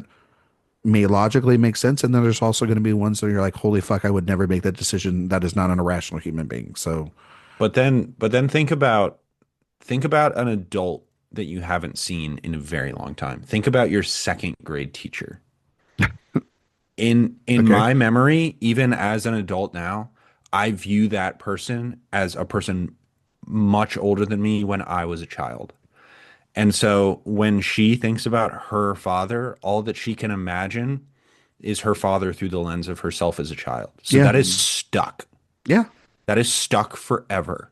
And so that is something that she has to grapple with. So because she's refused to go to the prison and see him over the years. exactly. So even though he is now in prison and she refuses to go see him, now she is stuck being basically infantilized by this horrific memory that she has. And she's trying to deal with that, or she has been trying to deal with that in many ways. And now she's reached a point where, I mean, it is like an unimaginable thing, right? We kind of keep dancing around it, but she essentially submits herself to rape, right? I mean, that's what she's doing. It's called consensual non-consent. Yeah. Yeah. It's a very touchy subject. Yeah, it is. It's a very difficult thing to talk about. It's a very difficult thing to depict on film. The difficulty, I think, is very much a feature, not a bug of the movie. But it is a fetish that is unrelatable to 99% of people, and portraying that is very daring. Many people would call it problematic, Yeah. and it is something that's very difficult to watch. She gets the crap beat out of her She does. many times in this movie, She does, and yet and it dares you to call it empowering. It dares you to. But I also- don't think it. Oh, I sorry, don't Dan. think it really does, though. I don't think it wants to be empowering. I just think it wants to be a sledgehammer to the sort of societal norms that mean that we cannot talk about this or depict this in art because it is so unspeakable and it is so controversial. The fact that this movie, which is ostensibly an erotic thriller, Mhm. becomes a comedy of manners for long stretches, I think is really key to what It Verhoeven is very is much about doing not wanting to be here. impolite. Yeah. Mhm. Yeah, and it's about how like she really just like Yeah. stops caring, and she says the line like, "What do you would?" There's at one point when she's like, "What are you?" They're like, "What are you doing?" She's like, "I'm telling the truth." I'm just like, I'm done with all the lying. She's done with the facade that she has to The put up when she niceties, goes yeah. everywhere. Exactly. The niceties, all these social mores, and having this sort of thing happen to her. And then to have it be revealed to her that the person who did it was someone that she was attracted to. Yeah. I think that's like the most it interesting thing about it. changes. Yeah. Yeah, exactly. Like how the movie changes once she learns that, and how after that she just stops. I stopped lying. Yeah. She stopped lying to everyone else. She stopped lying to herself. She found some of it, part of herself. She found it hot. And also And too, you have to accept the whole thing. I think to your point also, Dan, like I think she clearly has this, and she sees him. I mean, there's the window scene where she, she's pleasuring herself with the binoculars, which is Which fucking the hilarious. binoculars are right there. The- How many other times has she done this? It's also it's that, but then also like just absolutely funny to see somebody trying to do that with binoculars. Like those things are fucking heavy and everything. It's so it's Binoculars so are heavy. and to That do is it true. while he's like it's not mini taking ones. in They're like the figures huge for the ones. frickin' Yeah, nativity they're like for scene. bird watching. You know what I mean? But also too, like her playing with him under the table at Christmas with his wife literally right next to him, her foot literally in his crotch, like such a bold move. Literally while she's watching midnight mass, she's seducing him in the other room. So there is this seduction that she's doing, this inappropriateness. Verhoeven is one, if not trying to always, we're going to talk about it with Benedetta next week, but a man talking He's about obsessed with Christianity. yeah, Christianity and the idea of He's written a book on Jesus. yes, he's a freaking scholar on this stuff, and so so to the idea of using temptation and then sin and throwing them around one another in here and murking this water within contemporary times where it would be just as insane back then as it is now what's going on. But she's this person that has gone through this, and you could use the excuse of, well, she's gone through something, so she's exploring herself and she's trying to find her or whatnot. But then you're right, Dan, when it is revealed that it is him, there isn't an attempt to go to the police because she doesn't trust authorities after everything that's happened with her father. There isn't this ability to tell anyone either because she doesn't do any of that. She wants to in my interpretation, I don't know, but it feels like weirdly she's still curious Yes. because that titillation is still not gone. That desire is not left. And it's like, okay, well, I need answers, but I'm also still, it's gone from the abuse angle to then weirdly attracted to this, to then she's consenting to it, like you're saying, Dan, but then he's also like, no, this isn't how I like Yeah. it. When she You know what I mean? says like, go ahead, says, do "Do it. it." And he's like, that's not how "No, this that's works. That's not how it works. At least It not needs for to me. be like before. Yeah. And then the fascinating thing about that is like when he's done that time and she is on the floor still like unable to like get out of the moment, the way he looks at her. He's so he- curious as well. yeah. And I think like, and how could you not be curious? Like, how would you not like knowing that you know who it is that who did it and that it's someone you're attracted to? Like, how could you not want to see what would happen in that exact same situation now that you know who that person is and now could potentially use it as, if not an empowering moment, then at least not a depressing like throwing of yourself to the four winds. And when I say it dares you to call it empowering, I say that sort of from the perspective of an American viewer where this is telling a story in a way that no one would ever tell a story in Hollywood. I mean, it is antithetical to the No, way she would that be we screaming think the about point at you in the third movies. act, Jay. Yeah. Like she This would be is- like, "You did this to me. I'm doing this to you." You know, You can call it problematic. I would call it challenging, which again I think there is Complex. value in and of itself. is the word I would describe it as. Yes, It's very complex, Very and challenging. it's one of those things where that scene in the basement, that's the one where I am truly like, this is hard to watch. it's hard to watch, and then it's hard to. It's you need to start thinking about the way it, like, that he wow. bangs her head against the concrete in the basement. It's just brutal. But There's here's a the- lot of moments where it's like you don't really want to kill her, right? No, because I think there is also still this this I mean very almost Beauty and the Beast-esque sort of like I'm this monster. Tale And as I'm- old as time. Yeah, okay. All right. Be our But I guest. I've like sort of like a Dr. Jekyll and Mr. Hyde where when he's this monster, things are nothing more than a body. But then when the act is done, he still cares for her and has this He is a tenderness to her. charismatic guy. You know, and but also it is interesting, Dan, you talked about it, like she and Jay, you mentioned this too, she gets beat up a lot.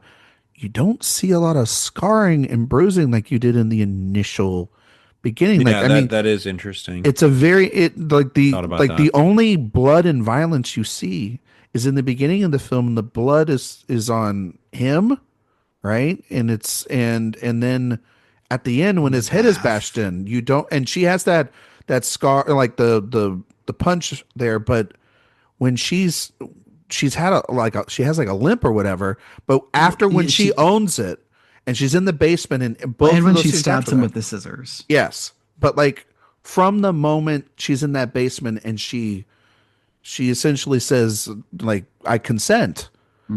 After all that abuse and everything, she gets up those That stairs. definitely implies some form of empowerment, though. If that's the way that you take that. Well, I mean, it just is very interesting that she doesn't have the bruising, she doesn't have the scars, she doesn't have the the past isn't staying on her from that event as it did before. So if that is the case, then I mean, sure, there is a way of saying that is in certain degree, but not into the full American extent that you're talking about, Jay. It's just in a full way of her completely like she is comfortable with this dynamic up to that point, and then of course by the end she's like, you know what, actually, in a lot of other relationships, she's bored by it.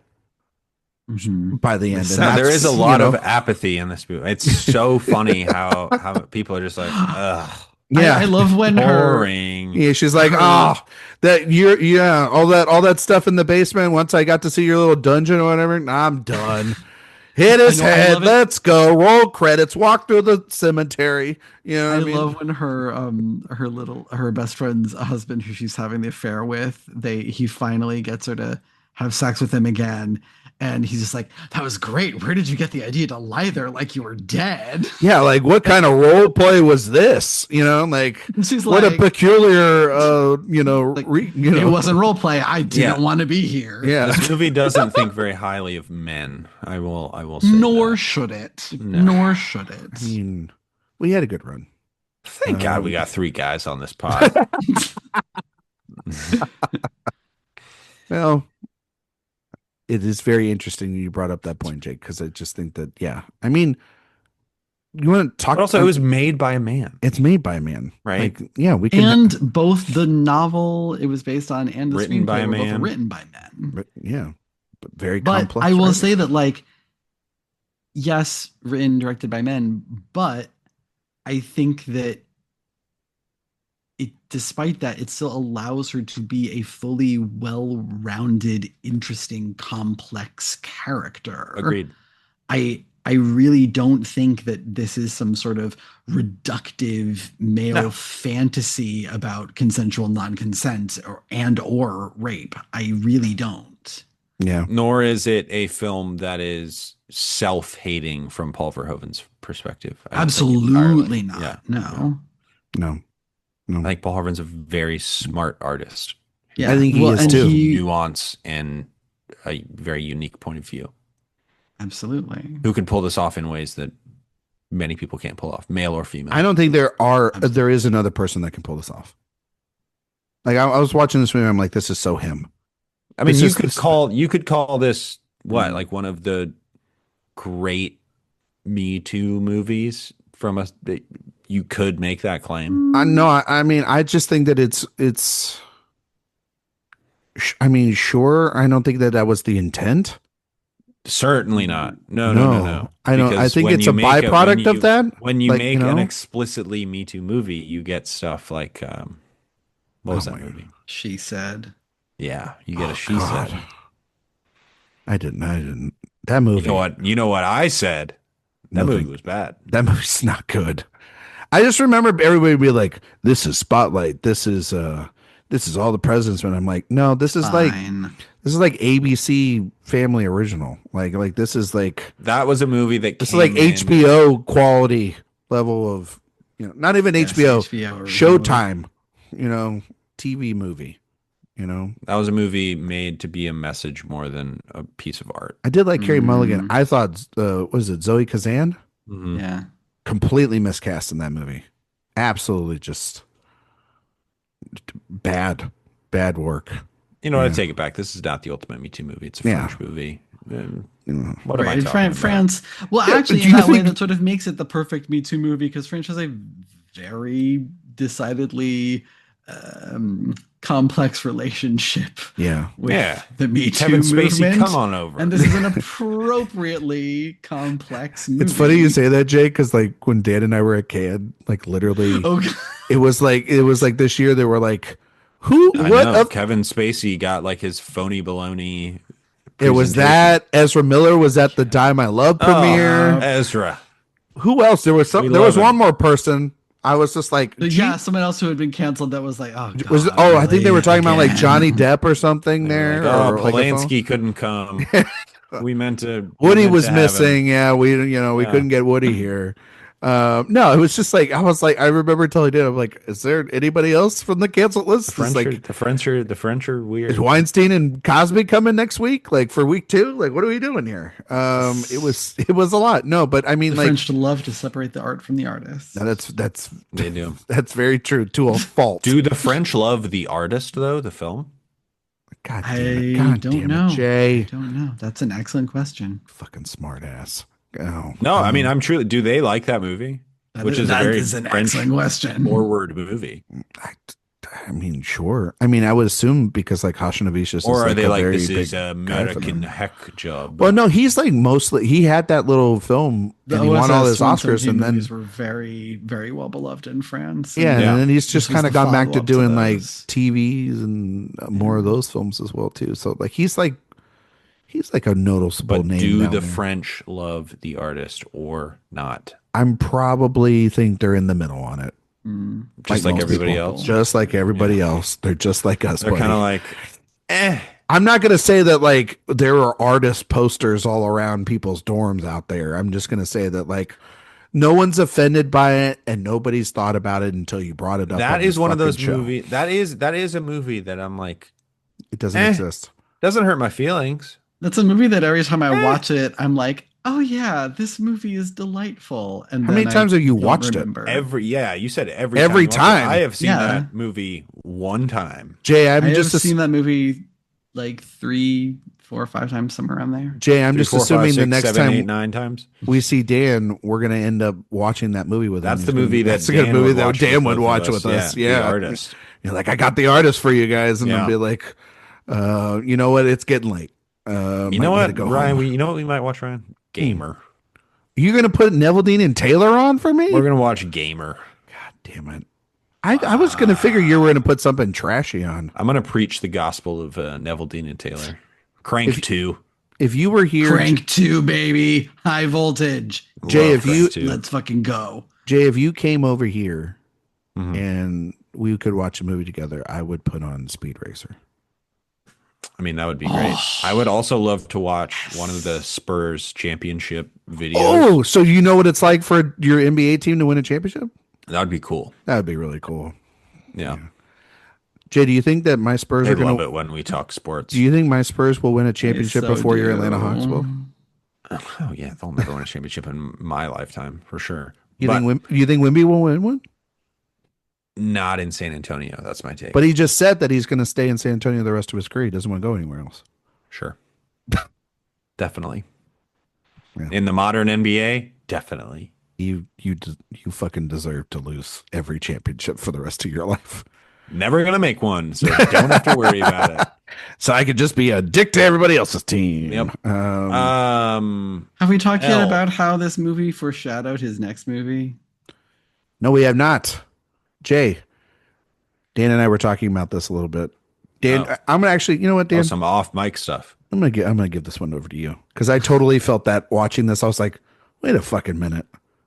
Is he using the wife character to basically say like I'm making Benedetta next? Was this like a The Marvel fact- tease that he didn't like that, without being with the Oh, what are you talking about? The when they're fact in, that at the Virginie very, very end? Efira's the fact that her last line in this movie is "Fortunately, I have faith," is like, She's going to see the and Pope. she plays Benedetta in his next movie. Like, come on, She's going Oh, to that so see is I have faith, and then too good. immediately after that, there's two women who are like, "I figured I would stay with you." Yeah, it's like two women being like, You you know, remember when we tried to make love to each other? and we couldn't do it. We kept giggling. and we're just gonna, you know what? Maybe I'll just live with you now. You Very slept with my Casablanca way of husband. ending this movie. Oh, being like, But you know what? You know you what? She slept slept with her my husband. husband. What She if we breastfed lived her together? baby. It's all. we run a company on the together. wash. My husband's a piece of shit. I left him too. You know what? Let's get an apartment together. You Look, know? it's a big time for coworkers having affairs with each other. Oh, for God's Amen. sakes! Amen. Damn, Jay, you're really gonna make it That is Literally that that is called relevant? dating the episode. Yeah, Literally time stamped. Really fucking because that story is not even going to be on anybody's mind tomorrow. I don't But know. Did I am you see? referring to the story of the astronomer CEO getting caught cheating with his HR executive at a Coldplay concert. Did you Which see? is Incredible. so funny. Did you see that he released a statement? Yeah, he was like, not cool, bro. Yeah. Sorry. He was just like, thanks a lot for ruining what I had there. No, he was just like, I had to apologize to my company. And yeah, it's the funny part about it. Michelle would not apologize. No, she wouldn't. She put it in the video game. He said, I know this raised many questions of science, questions of progress. They don't speak as loud as my heart. Jay, how long have you been holding on to that one? Honestly, Be just came up honest. with it. Good for me. Listen, nobody said it was going to be easy, but just in But time. nobody said it would be this It's really hard. hard. Yeah. I guess it's we got to get back to the start. Anyway, I like old Coldplay. old Coldplay is good. Old Coldplay is good. One of the first albums I had. Which was one? The one, Good one. that had like the head on this album cover. The first, Oh, their A first Rush of Blood to album. the Head. Yeah, Rush of Blood. yeah. Great I album, think- I think. Mhm, I think- I agree. I think they had like 4, maybe even 5 great albums, and then they did that After album. Viva La Vida, kind of. I think it was Off the no, hill. honestly, I think it was Milo Xyloto, which was the album Oh, yeah. after Viva La Vida, where they were Yeah. like, every song we have to do has to be a stadium anthem. Epic, yeah. And they went from being like, let me try to be like almost U2 to being Queen. Well, they had an arc. They've had an arc very similar to Maroon 5, but like less annoying. More prestigious, I would It say. was like they were better than Maroon Because they're 5 British. before, Yeah. and now they're bad. Did you know that the Maroon other 5 day- is, but not as bad, because Maroon 5 might be the worst band on the planet now. The other day I was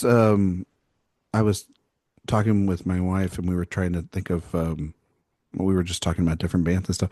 You know the band Fun? I didn't know Jack Antonoff was one of the members of that band. How did you not know? I didn't know that. That's Yeah, he was his in Fun, whole and the lore. lead That's- singer of Fun is now like Yeah. one of the most Man, you need important rest. songwriters. Yeah, around. Yeah. No, because I always just assumed he was just like just the producer guy or whatever. You know what I mean? I didn't know that. He's And like then a full-on member of the band. he was like a full on member. I'm like, oh, great. Now I can't listen to Fun anymore.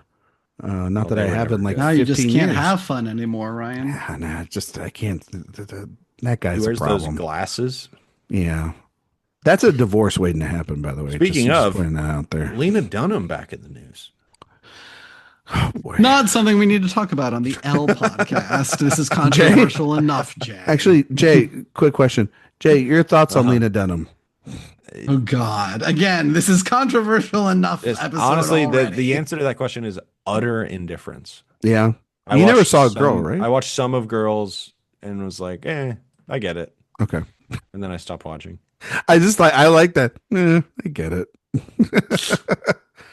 But you know what? I got to say, she gave us Adam Driver in a lot of ways. She did. So there you go. That's good, right? What's wrong with him? When's he going to make a good movie again? He's having He's one having of a those Amy weird- Adams rub patch. Yeah. She's having a bad one. So It is so weird when there are actors. If you had asked me 10 years ago, I would have said Michael Shannon, one of my favorite actors. What is Michael Shannon doing? They've he, both moved back to the theater more often. Shannon's doing a lot of he's got like a rock and roll band and he's doing a lot of that shit. Yeah, Or and he- he'll just pop up in a- But Or he'll just show up his in a- movie Flame burned out. he'll just show up in Jeff Nichols' next project. yeah. Fassbender was another one of those guys. Obviously, a tumultuous situation with some of that stuff. But it was Fassbender's like- got that TV show on Showtime. He had The Killer. But he was gone forever, just driving Yeah. cars. You know, sometimes You know what? Let them have their fun. Clooney was gone for a while. Like I felt Jack like, and Antonoff. Jack Antonoff had his fun. God damn it, yeah. So Clooney was gone for a while, Jay, and then he did the Broadway Good Night and Good Luck, and now he's got Jay Kelly with Noah Baumbach coming out this year. Yep, he's coming That back. I'm excited, very excited for. Yeah. Coming back for that lead actor Oscar. He I'm really Yeah. excited won. about that. Anything else you guys want to mention about Elle? Or you think we did it?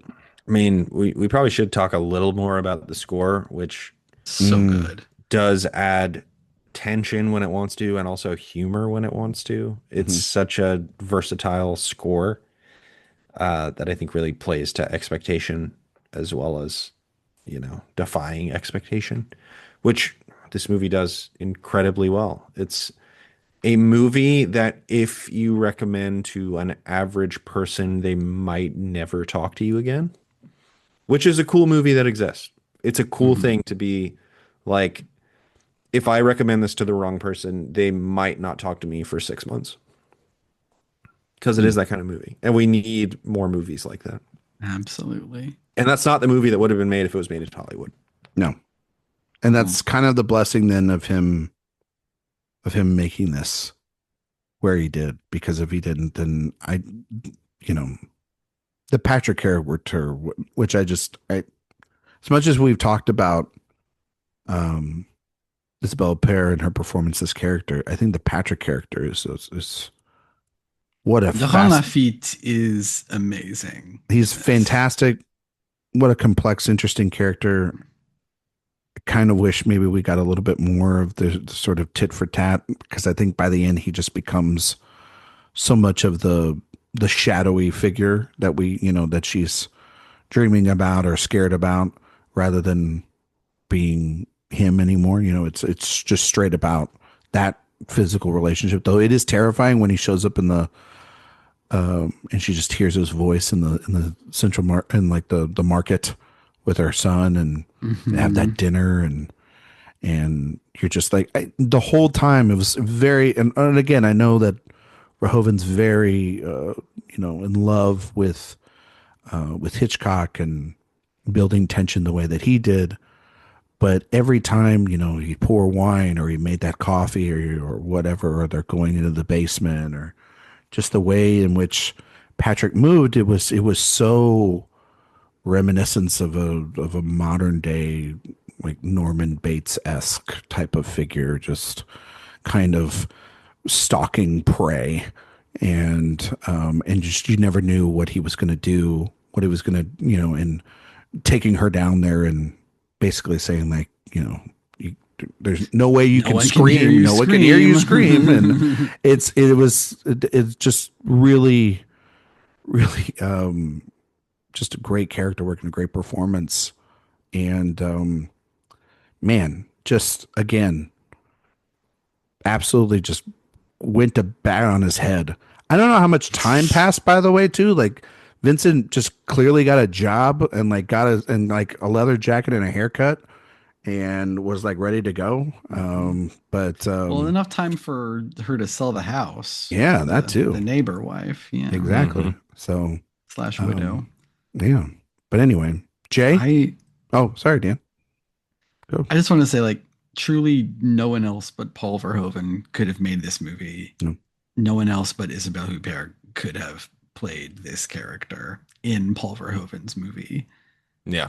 And I think the thing that like impresses me the most about it is that I think most audiences that would sit down to watch this movie would kind of want it to be trashier, would want it to be a little more like a Basic Instinct or a Showgirls. But Verhoeven is so smart and knows genre so well that he knows that this piece will be so much more powerful if he doesn't give the audience that kind of out to make it that kind of entertaining. Why did this movie... He's going to push your buttons. Why did this achieve respectability? Because of the actress that plays the part, I think. Because of that, and also I think because there are enough well-spoken critics out there that for these kinds of films, people do actually listen to. I think when it comes to European cinema, people are much more willing to listen to critics than when it comes to Hollywood, especially blockbuster cinema. I think Dan's hit it right on the head. He's not making genre cinema. He's making a movie about human beings. Mm-hmm. And if you can do that within the complexity where it doesn't go... But it is still like demented. It is. Absolutely, but it's not in the most sort of baseline entertaining demented kind of way. You can't pigeonhole it into a genre. Yeah, or even like there's a version of this that is very like Shonda Rhimes, why is your penis on a dead girl's phone? Yeah, basic sort of instinct. Thing. Yeah, like basically Basic Instinct. But he doesn't do that. And there's also a version of this where it's even more sadistic and unempathetic and uninteresting and more sexualized and and very cold. There is, but also this is a movie very clearly made by a pervert. Yeah, I think got an Oscar nomination. Yeah, I think. I think that this movie caught the Academy, as far as that concerned, at the exact right time where they were sort of leaning into. This was like just when they were sort of building that expanding project for the Academy, and it had invited a lot more international film artists to join. Yeah. So we were getting, and for the past few years, we had gotten like Marion Cotillard in 2 Days, One Night, and who got a sort of surprise nomination on the back of critics saying she's the best performance of the year. Can I tell you something? Do you think the Academy is more willing to accept difficult films if they're in another language? Yes. Absolutely. Yeah. I think if Drive My Car was made in English, it would not have gotten a Best Picture nomination. I think this movie, well, I think the movie I'm about to compare it to is a much more simplistic and more procedural than this. I think a movie like this... Boss Baby. No, I think a movie No. like Oh, this, sorry. being accepted by the Academy, is one that walked so then Anatomy of a Fall could run. Oh, sure. Yeah. Of a complex female character that isn't as thorny or I as mean, this movie interesting. is so different. That's why I said. That's Yeah, why But it is I asking have a That's hard a time character. even connecting a dot between those two. But I think it's difficult female other than the fact that characters. they're in female, French, I mean, but difficult that's a female, legal unsympathetic. drama. I understand, Jade. That's why I said that it is not as complex or as thorny as this movie. And yet, I think that if this movie had come out, like swap the places, now Anatomy of a Fall comes out in this year. I just think they're and both in French. I don't see a connection between the two. But we will never convince him, Ryan. It's okay. He's fucking wrong like he usually is. He's so American. That would I be a think first. I think that if Elle came out now, I think that this would be nominated for things across the board. I do. Oh yeah. I think this would have got a screenplay nomination. I think that He because would have been in conversation for director as well. Yep. Oh, I I think- still think it's too the film would have got in because it's a controversial for that. I think someone like Neon would have picked it up, and I think it would have been a conversation piece. Yep.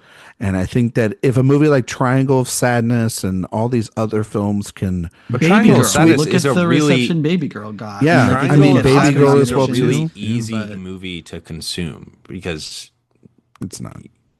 Triangle of Sadness is a very easy movie to like understand.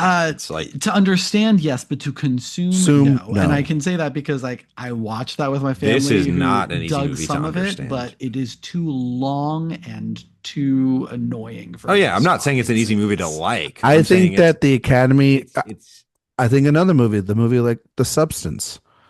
Eat the another- Rich movies are very in vogue. Yes, and I think complex female characters, complex characters. I think a movie like. No, I still don't think this ever would have gained true. I think you're true absolutely Academy wrong. Traction. I think that international people. This won the César Awards. Like this, of if course, the most.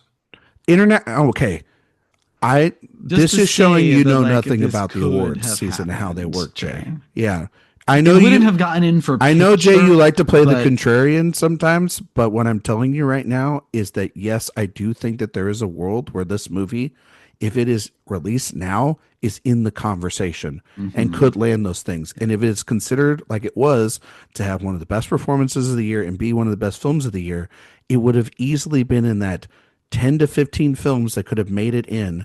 And as we've seen, if it was picked up like how it has been now, where every movie in competition, every film that's up for prizes ultimately gets picked up by like Neon or A24 or Mubi, they would have Yeah, had of course. The I'll give it last to you. the last several winners of the César, BPM, of course, an Oscar juggernaut. Custody, of course, an Oscar Jay, juggernaut. walk with Les me on this. Miserables, an Oscar juggernaut. Bye Bye Morons, of course, an Oscar juggernaut. Lost Illusions, of course, an Oscar juggernaut. The Night of the 12th, of course, an Oscar juggernaut. Jay. And there we have Anatomy of a Fall. So there, they finally got one. Oh, Amelia Perez. There you go. Oh, Last you couple- mean last- like the last last 2 couple- years? So last couple yeah, years, maybe they've been I'm huge. right. Yeah, maybe the last 2 years when they've Walk had with me on expansion. this. If Yeah. Elle gets released in 2023, 24, 25, on its best day at the Oscars, it is Tar, which was a similarly I still think this thorny, is a far more difficult, difficult but film critically than, acclaimed Tar. movie with a difficult but rewarding central female lead performance that was universally hailed as one of the best movies of the year. Oh yeah. Universally acclaimed. How many did Tar win any Oscars? It was nominated for 6. I didn't say it was going to win anything. Yeah. I said it would get nominated. Mhm. What was Tar nominated for? Best Picture, I'm genuinely Director, curious. Screenplay, It got big. Actress. It got big. Actress, It got big. Cinematography. Yeah, editing. I still think this is even a more difficult movie than Tar, but It is, but I'm saying like they're similar enough in terms of how difficult they are, and on its The best landscape of day, picking this up movie international has features that. is changed significantly over Yeah. the last couple of years, especially at Cannes, where this movie did premiere in competition. you know what I think, Ryan? I think the truth lies between my opinion and your opinion. Oh, great. I think you're wrong, but anyway. I know you think you're right, and I am conceding that it's probably somewhere in the middle. No. Who's the It's as close as you're gonna get, Ryan. Accept it and who's move the on. obstinate one now? No. Jay, You're right. It would have won Best Picture. Sorry, I'm not saying that. Ryan, you're right. It would have won Best Picture That's not what I said. and a Nobel Prize. This is what you love to It do. should have won a Nobel Prize, frankly. Before we get out of here, Jay already knows the answer to this, but I do. This is an easy one. before we're going to touch your award season knowledge based on the film we just reviewed, Elle. In a segment we call "It's an Honor to Get Nominated." We've already talked about this, and Jay's already mentioned that it is an Academy Award nominated film.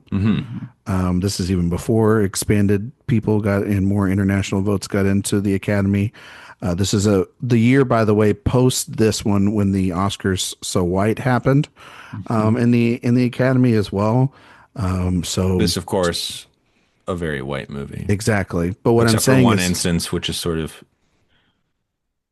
played for a joke. Yeah. And dramatic intrigue. Yeah. Jay, was Elle nominated for any Academy Awards? And if so, yeah, who of course, was they're nominated for the least controversial movie. what is it? Fan favorite. I was going to say the fan favorite one. Favorite moment. As well as Best Actress. Yes.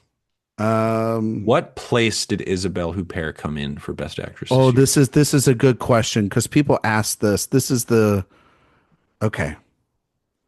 We had a little bit of a discussion over this when we did the actress ranking tier list a couple of weeks ago on the show, and this was, of course, the year Emma Stone won for La La Land. And was I think the three similar horse race performance to Elle. Yes. I think this was like this was close between Isabelle Huppert, Emma Stone, and Natalie Portman for Jackie. I think, honestly, logic would say that Isabelle Huppert was probably second because she won the Golden Globe. But, And the runner-up is. Yeah, exactly. But I could also make the case because was Jackie nominated for like costumes and other categories? Yeah. So That's there's the thing, that. Like I always thought Natalie Portman. I was still more really likely like that movie. second place. Is it cool to like that movie still? What, Jackie? I like that Jackie's movie a great lot. movie. Yeah, I like nobody. that movie It's a not lot. that people don't like Jackie. It's that the people don't like Spencer. That's the one you can be. But I up think and down on. retroactively after Spencer, people were like, this whole Some people, experiment. but those he's Some people, doing yeah, is- but if you're judging one film and then retroactively going back and being like, "Oh, this all fucking sucks," then that's not how you should grade movies. It should be individualized. You know what I mean? Controversial take, maybe I think, but no, I think Dan might be right, but I mean, I've always said for years that I think Portman should have won that Oscar over Stone, but after watching this, I could go Huppert as well. Actually, I think she's it wonderful. should have been Viola Davis because she is the lead of Fences, but that's neither Amy here Adams. nor there. I mean, I wouldn't have Amy Adams. I wouldn't have given it to Viola at all. Like, I would have put her in the right category over Meryl Streep and Florence Foster Jenkins, but I wouldn't have given her the Oscar. I would have easily. I mean, Jay's right. I mean, Amy Adams is sitting like right there. Why wasn't that's one of the biggest snubs? Really, why Camelot. wasn't she nominated? Oh, Camelot. What? Remember that from Jackie? Talks about Oh Camelot. yes, yeah. Well, it's I they're think playing I the did track. stellar. Well, that's Rex Harrison on a Impression. recording. It's not an No. impression. She does the. Oh, does she do it? Oh, okay. Yeah. Well, there is that's one of the most elegant Somebody scenes. doesn't remember Jackie. I'm not playing it every week. I'm not like Dan with the artist. I don't have like memories of Jackie just like running through my head all the time. I will say that Billy Crudup. that is it is a very, very beautiful film. But yeah, I mean, Jay, where are you at with Stone and La La Land? I still like her in that. Do you like her more than Isabelle Huppert? No. More than Natalie Portman? No. What about Ruth Negga and Loving? She's good in that movie. I think that movie is utterly forgettable. I'll give it to Emma Stone over that. And Meryl Streep and Florence Foster Jenkins. Oh, well, that should win. I hate that movie. I think so that much. is. I I think do that, not like that movie, but I weirdly think that she's kind of great at it. I actually think that's that Meryl, that Meryl's actually was the worst movie that performance. put me off of Meryl Streep. Where I was like, oh, so Meryl Streep only makes Meryl Streep movies. She That doesn't in her make interesting politics, I mean, yeah, Jay she was just really makes put Meryl off Streep by. movies. Yeah, Oh, I remember that. Yes, he was notoriously.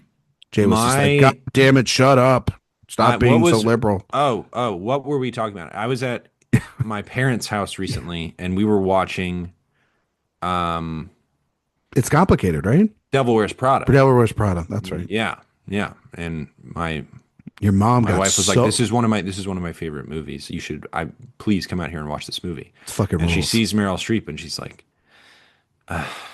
His mom, by the way, sees Meryl Streep. I don't know that I can watch this movie. And And then the next day we're watching The Intern. oh, And we're like, oh my gosh, this movie is amazing. Mom, come out and watch this movie. And then yeah, Robert De Niro shows up. She went. And she's "Oh." like, I honestly just don't think I can watch this movie. I do not like Robert De Niro. And I was then- like, Mom, you don't like one of the greatest actors of all time? and She's so like, it's not about that. the next day, Braveheart was on the television, and his mom was glued, like straight up. Yeah, at first she was like, we put on Apocalypto. She Mel was like, Gibson has a I don't strange recognize any of hold these over women of a actors. And I said, certain it's directed age. by Mel Gibson. And she's like, it's the greatest movie of all time. Yeah. Would you guys nominate Elle in any other categories? I hope my mom never would listens actually to this nominate podcast. it for best adapted screenplay in a heartbeat. Screenplay for sure. I don't even know that the book has been translated to English, The book but it's is a great screenplay. The book is notoriously called unfilmable, and Yeah. they made a They damn filmed good it. film out of They it. did it. So The yeah, winner- I would also consider it for best original score, Okay. and honestly for best editing. Okay. So best adapted screenplay. Dan knows these. Jay might not. The winner was Moonlight. The other nominees were I would give it to Moonlight. Arrival, which we've talked about before. Fences. Hidden Figures, Jay's favorite movie. We solved racism and space. And Lion. Spacism. Either of those last two can go, honestly. I'm gonna just tell you this: never liked Lion, never will. Get it out of here. I don't get it. I've never got it. Won't ever get it. Yeah. Just a basic, boring movie for Come me. on, there was a lion there. Very. There's no lion in there. Except What are you for, talking like, about? There was a Top lion tier in it. Nicole Come on. Kidman wig. I will say Yeah. that. It's Top just- tier. I mean, Dan, it's just on backwards. Like, come on. It's brilliant though. Really terrible Rooney Mara performance, and like a Oh, Dev Patel God. performance that's like just. Well, we got to keep I Mel don't get Gibson that for director, unfortunately. for your mom. Yeah. Yeah. No, I would take literally, and I'm not saying this just because, it's Mel Gibson. I literally would take Mel Gibson out. No, yeah, I think and that's I would, and not I a would very put good Verhoeven movie. in here. I'll put Verhoeven in there. Sure. Yeah, adapted screenplay, foreign language film. And which is interesting that course. French actually did select Elle to be their Oscar submission this year. Yeah. Which is I don't know wild any- considering what they Y'all seen have not Land of chosen in the Mine? past couple of years. Dan, have you seen Land of Land? Mine is very good. Is it? Yes. What about Tana? That's the Australian one? Australian. Yeah. I think that was good. I do remember seeing that and liking it. Tony Sounds Erdmann. Sounds pretty memorable. Tony did Tony- Erdmann's brilliant. how did No, Tony Erdmann- Tony Erdmann, Man Called Ova, and The Salesman are like pretty big deals. I'm so far Yeah, that I could live without Man Called Ova. I'm surprised Farhadi won again after Tony Erdmann didn't win. Talk about another film that see a little bit of a thorny. Isn't that movie like I remember it being like a little bit of like a some A very people like unlikable female Yeah. lead, yes. exactly. So, but I think they only had room for one, and I think that might also have been like the. Yeah. I'm What telling you, I about a think band called Otto? Honestly, No. not bad. not bad, Not good. But not good. Yeah. Best video game. Best video game. Video game of the year was this Video movie. game. score, right? That's what you guys asked Yeah. about. Best I mean, the Lion score. Get out of here. the line, yeah. Please. Come on. La La Ryan. Land, Jackie, Lion, Moonlight, What are we talking Passengers. about? The Jackie score is unbelievable. The Jackie score is great. I gotta So is the say- Moonlight score. I gotta say, the Passenger score can get kicked out of there. Passengers. That's actually a movie I've never even seen. You've Passenger never seen score- Passengers? No. The score is actually really good. Ryan, should I see Passengers? I mean, you love Well, Chris Pratt and his politics, so you know of what? course you would. Actually, that would be a very interesting double feature with Elle, wouldn't it, Ryan?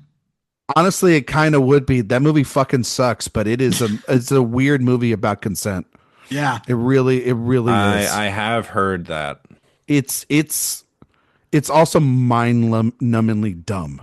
Like it is It's so it is dumb. so I would dumb. give, It's so dumb. It I would was give one of those. It was. both I remember. sounds to I Elle. remember it because now this is something I remember about. It was passengers. Sorry. It looks great. Great Was that- production design. This was one of the hot scripts, Yes. and like this was like everybody It was on the wanted. blacklist and everything. Yeah, And this it was was supposed like- to be really dark. It was supposed to be really dark, and it was I mean, it was almost kind of like perfectly made for like someone like Paul Verhoeven to kind of make. And then the Morton Tilden, who was coming off of The Imitation Game, if I'm not mistaken, Yes. got the script. It went through a ton of rework to make it like a vehicle for Lawrence and Pratt, who were big at the time. Like, well, yeah, I guess so. Like, it was coming off of Jurassic World, and Lawrence is obviously Jennifer Lawrence at this time, and it was given $150 million budget. It made 300, but like they put so much into the marketing. Yeah. It was a disaster, and the reviews for this thing just fucking sucked. But if you read and it's got, That was his last movie. It's got Rodrigo Prieto, doing the cinematography. It's got Thomas Newman doing the score. It's like very established people. It's got like real people doing it. Got real people and doing this and everything. And like Spates has gone on to help Villeneuve write Dune, and he helped on the Prometheus film, and he did Doctor Strange. So he's That's not like actually crazy. It made money.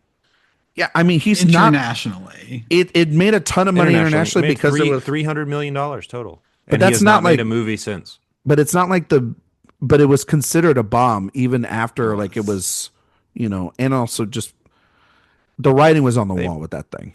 So I wouldn't. No, yeah. So like they But I am surprised that he has not made a movie since then. I mean, yeah, I'm not. he's gone and done. He's not a very good director. I'm not saying he is or he isn't, but there's plenty of people who aren't good directors that get to keep making movies. He's gone into movie made television. $300 million and he hasn't made another movie. He's since. gone into television world. He did the television show. He did he's the done a lot of pilot TV. for Jack Ryan. And then He's he a did Silo boy. He did Silo. He's done 3 episodes of Silo. He did the whole God, I wish I could direct Silo. Defending Jacob series on Apple Oh, right, that thing. with who was that? Chris Evans. Evans. So like he's You been got to in- defend Jacob. Yeah, he got to defend. Did you ever read that book, Jay? That was like a dime store novel book that I've everybody defended read. Jacob. Yeah. many As the times. father of a son, you should read it. Yeah. Are you being serious, or you're like you haven't read? Never heard of it before. Okay. Sounds good though. But yeah, I just remember Passengers being, and it was also supposed to be like one of those where it has a twist, and when you find out the twist, but they upped the twist and they kind of revealed all of it in. They marketing, fucked yes. over that original They really screenplay from did. what it was. It was Yeah. it was going to be very dark, and it was one of the more disappointing things to ever come from the Blacklist, because usually projects that come from there that are in high esteem, they usually pan out and they're actually films that end up being something. But that one was definitely something, that's for sure.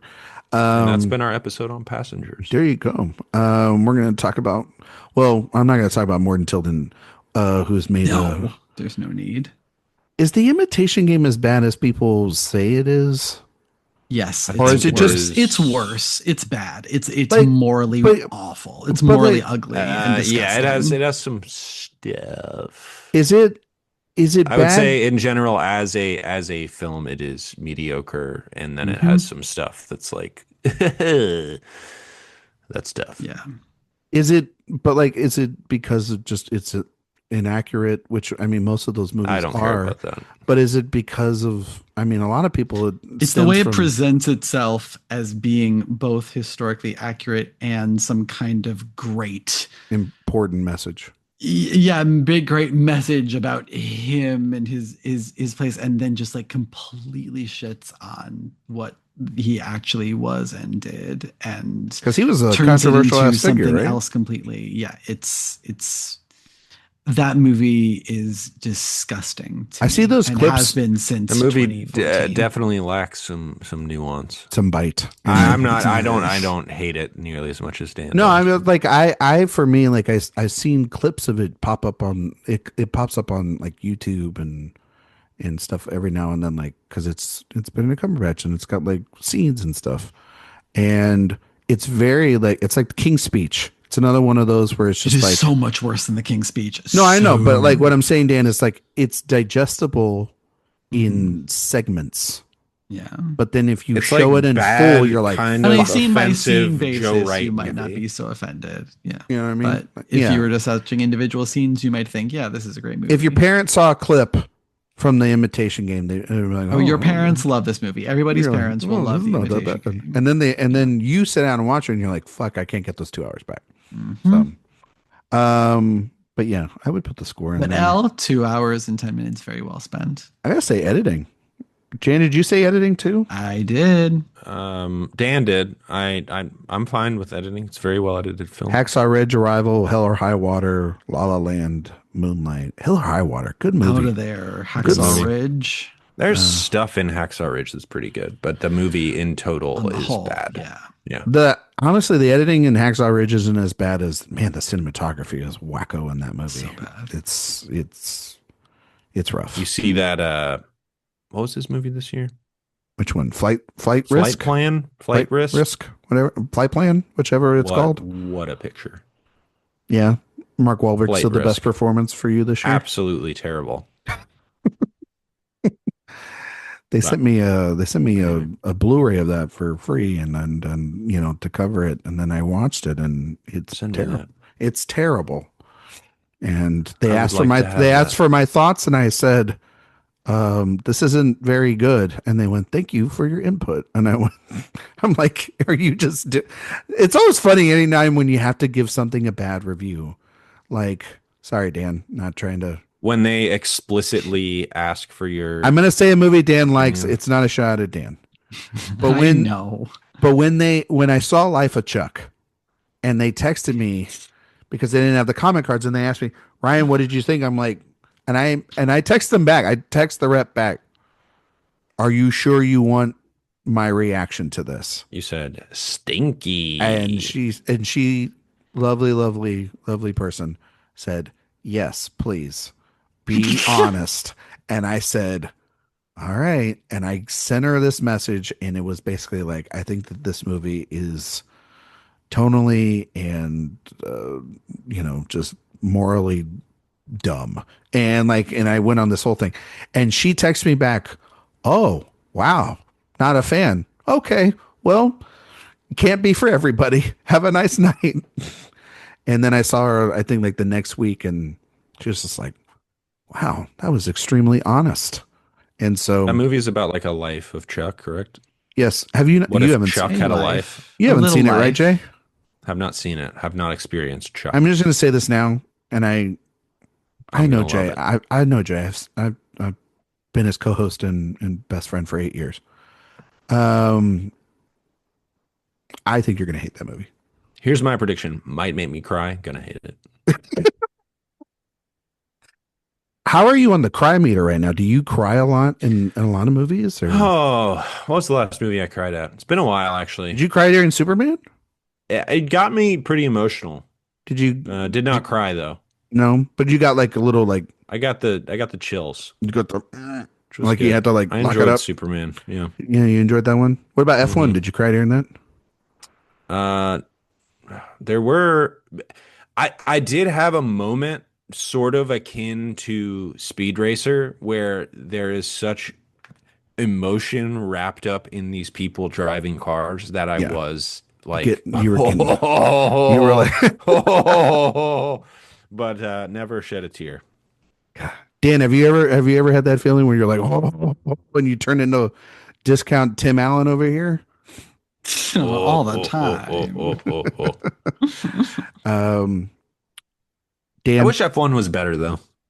you That's liked the it. thing. Like, You it's liked not it, though. bad, Stop but it. I wish it was better. Like, it's like palpable. I don't know. Yeah. It's good that a movie like that is clear. So I liked it. I liked it a lot. I had fun with that. It's I- Jade, I- movie. Could have did you been watch it in good time IMAX? in the theater. No, I watched it just in our regular theater. I'm telling you guys, it gets a little bit elevated and you understand a little bit more if you watch it in the IMAX. I mean, I know. I'm sure that's probably true, Because but those a racing movie- sequences on the big You know what screen- movie still holds up? Not in IMAX. Hmm. Top Gun Maverick. Yeah, it's good. Top Gun Maverick holds up every time. Yeah. That's Classic true. movie. I know. I'm just saying, like it Does not helped. need It helped IMAX. my experience a little bit with those racing sequences. But I also the only time I saw Top Gun Maverick in theater was in an IMAX. I mean, racing sequences were still really good in a regular theater. There were many of them. Yeah. No, I know. There were All right. many of them. Dan, thank you for coming on and talking about Elle. Oh, Dan, For having me. last thing we got to talk about Elle, we didn't really mention it, was the hacker assistant guy or whatever plot line. Oh, My of course. favorite Yes. line in And the your favorite whole line? movie. You said like before you had a favorite line and we didn't even get to mention it, but I wanted to give you a chance to do that. Has your favorite line in the movie? There's a lot of A very great odd lines in this plot movie, strand but that one is. yeah, it's a very odd plot line Because he's but- like sexually attracted to her and it's kind of like, and he like jokes about it, but of course, like everyone says, like yeah, he jokes, but it's really serious. yeah, he jokes, actually but does feel but that if he way. had the chance, he did and then something so about like it. she asks him to help her find the person who like created this Video of version her. of their rape scene in the game with her face on the Yeah. body, and she ends up discovering that while he didn't distribute it, he was the person who created it. And so she's like, okay, drop your pants. Like, Yeah. what? And she's like, What do you, I what might do you not mean? fire Show me you. your dick and I might not Yeah. fire you. It's Which, a great line. what a hero, right?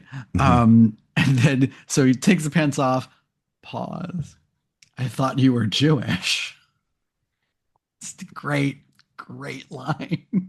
And do I still get the no? My favorite. Do I And still get the perfect 10 can grand? from? Oh yeah, like do I still get the 10 grand? Pause.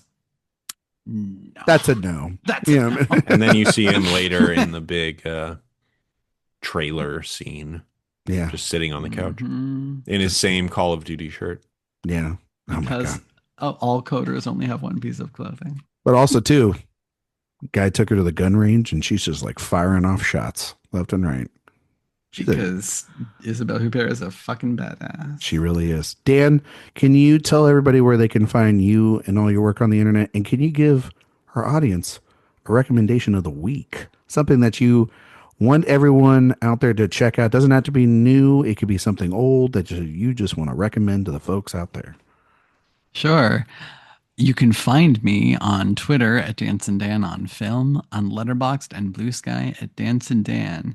And while thinking about a recommendation in the context of this movie, and thinking about sex and violence and religion, a movie that I thought about last week for the first time in a long time, but I need to watch it again, and I would like to recommend everyone else do it too, is 2009's Thirst. A fantastically sexy, scary horror vampire religion horror movie starring everyone's favorite Parasite star. We should have been Oscar nominated, but was not, rudely, unfortunately. Song Kang Ho. I haven't Yeah. seen It's that. Good rec. How many? Yeah. Park Chan-wook, baby, loosely inspired by Therese Rakan. It's wild movie about a priest who becomes a vampire. Jay, we got to do Park Chan-wook sometime. Yes, you That would do. be very fun. Would love to hear your thoughts on The Handmaiden, Jay. Old Boy app would be one for the ages. Oh boy. If Old you boy, do more like Park oh Chan-wook, boy. I am calling The Handmaiden episode right now. One of my favorite movies ever made. I remember I've oh man, the first time I watched that movie and had no idea what it was about and watched it with the wife. We were amazing. we were like, what is happening? Truly one of the great films of the last like 25 years. I love that movie so much. J-Dog. Yeah. Same drill, buddy. Letterbox J Ledbetter, Twitter at Mr. J Ledbetter, where I never post except for the podcast. Recommendation of the week. I was fortunate enough to see a film in a theater. I consider it one of the 5 greatest films ever made. It is a film called Barry Lyndon. I could go on for 17 hours about what I think makes Barry Lyndon so great, but the thing that struck me on this particular watch was its relationship to history and painted art, and how it is a movie about how painted art and history in general lacks context, and how Barry Lyndon de-glamorizes the idea of paintings as well as history, where it's like history isn't nearly as glamorous as we like to depict it. These people were idiots who were throwing up 15 seconds after you heard the story about them conquering the village. And these are people who were not nearly as charming as you would think. Ryan O'Neal's character in Barry Lyndon is a man who looks incredibly handsome on screen, in a painting, in history, in a textbook. But in reality, what he was an uncharismatic fail son, a man who failed or raised through failures and sheer chance. So I think it is a movie with I think it might be the most beautiful movie ever made, but the beauty is sort of part of what makes it unglamorous in a certain way. I think it's a movie of incredible contradictions, purposeful contradictions. I think, again, one of the greatest movies ever made. Barry Lyndon, much like Elle, a film that does not appear funny on its surface, but is actually quite hysterical. I love it so much. 5-star masterpiece. One of the great films of the 70s. One of the great films of all time. The entities. Yeah. I love it. Truly a movie I love a lot as well too. I think that they just released a 4K restoration from Criterion. Yeah, I watched the 4K on in the theater. And Jay's would have preferred it to be on film, but the 4K is pretty immaculate. Jay's going to totally have to double buy on that one, aren't you, buddy? Well, I will say, since I just saw it in a theater, that will be a delayed purchase. But you will buy that. I'm sure eventually I will. Well, you can find me on Twitter, Instagram, Letterbox, Blue Sky, or at McQuade77. If you like podcasts, we have the main show that's released every Monday. iTunes, Spotify, 5-star reviews. Greatly appreciated. While you're over on the website, please sign up for the newsletter. It's the best place to get all the news, reviews, interviews, and podcasts sent to you all in one place. Recommendation of the week. It's a little rough out there in terms of recommendations to see in the theater. So you gotta go and. You didn't like Soups? No. Well, I mean, I like Superman. I didn't love it. I like Soups. I was surprised how much. I will say this. Soups. Okay, so my recommendation, certainly propped up by people telling me that I look like Superman. You know, like that's you look like David Cornstalk. That's been a big boom. Yeah, I'm just gonna have to let you stop saying that because it's clearly going straight to your head, and I need. Well, why don't you tell the people to stop saying? You know what? I think people, you need to stop saying that. Like it's not helpful for this show. I do agree with that. Yeah, it's got to stop. Like that guy. That I will say this about David Cornstalk. I like him a lot. He seems like a very nerdy, nice guy. You're a pain in the ass. Yeah, and for sure. That's what I love you about you, buddy. Can I say something though about be able to get him Superman? On the pod. Is and I want to say this is that obviously Go see it in the theaters. It's a really good movie. It's a fun time. Go see F1. Go see movies in the theater. But I'm actually not going to recommend a movie specifically.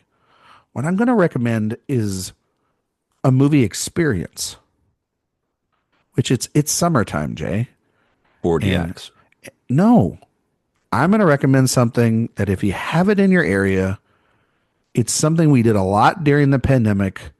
But if you've got the opportunity, still go out there and do it during the summer. Go to a drive-in theater. Because I went to the drive-in. We have a drive-in in between San Antonio and Austin, and there's one in a town called New Braunfels. And we went, and there was a double feature they did. I've been to New Braunfels. I know you have, buddy. And they're in between San Antonio and New Braunfels. This is where this place is at. It's great. They had a double feature. Our double feature that night was Superman and F1, two good movies. And it was great. I hadn't been out there since Tenet, so that brought up some great memories. I got to tell you, it was reasonably priced. The tickets for two films were $11.50. That is fun that they're all double features. feature. That's fun. Double features. It doesn't start till the sun goes down, so you get to sit there. You can go to the concessions. The concessions they make everything there. It's actually pretty good food. They're really, and the bathrooms are really clean. I mean, like they have to do that because we have a Buc-ee's that's right by us, and so they got to keep up to date with them. Are they a sponsor? No, they're not going in. I mean, why not? They're like right there. Please sponsor us. Please sponsor us. Stars and Stripes Drive-In in New Braunfels. Please sponsor the show. But no, it's great, and there's playground for kids. They got 3 different setups, and I don't know. I just went out there, and it was a lot of fun, and hadn't done it in a while. And I think, if it's like 8 o'clock, 9 o'clock at night, wherever you're at, it's not as hot. It's cooler. Go watch a flick out there. It's a different viewing experience. I will say that. Then normally you're probably going to lose a little bit on the screen quality and the sound, but it's about the experience of going out there. There's nothing more summer than that. Not a place to be like, I'd really love to take in the theater going experience. Yeah. All the President's Men this evening. Yeah. It's great to see, not a situation where you'd want to watch Elle. Yeah.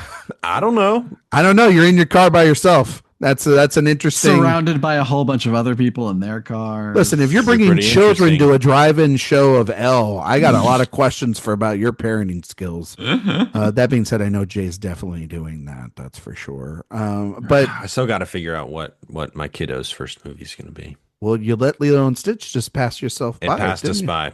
And you let How to Train Your Dragon pass you by there too. Live action How to Train Your Dragon, I don't think was the move. I don't think Soups is the right answer. No. I think it's going to be Zootopia 2 is what I think it's going to be. You know what? That's not a bad choice. No, but I wish it was guys sooner. Too. He has no relationship with the bad guys. What do you think about I could try to establish one. What about the Roses? The Roses could be good.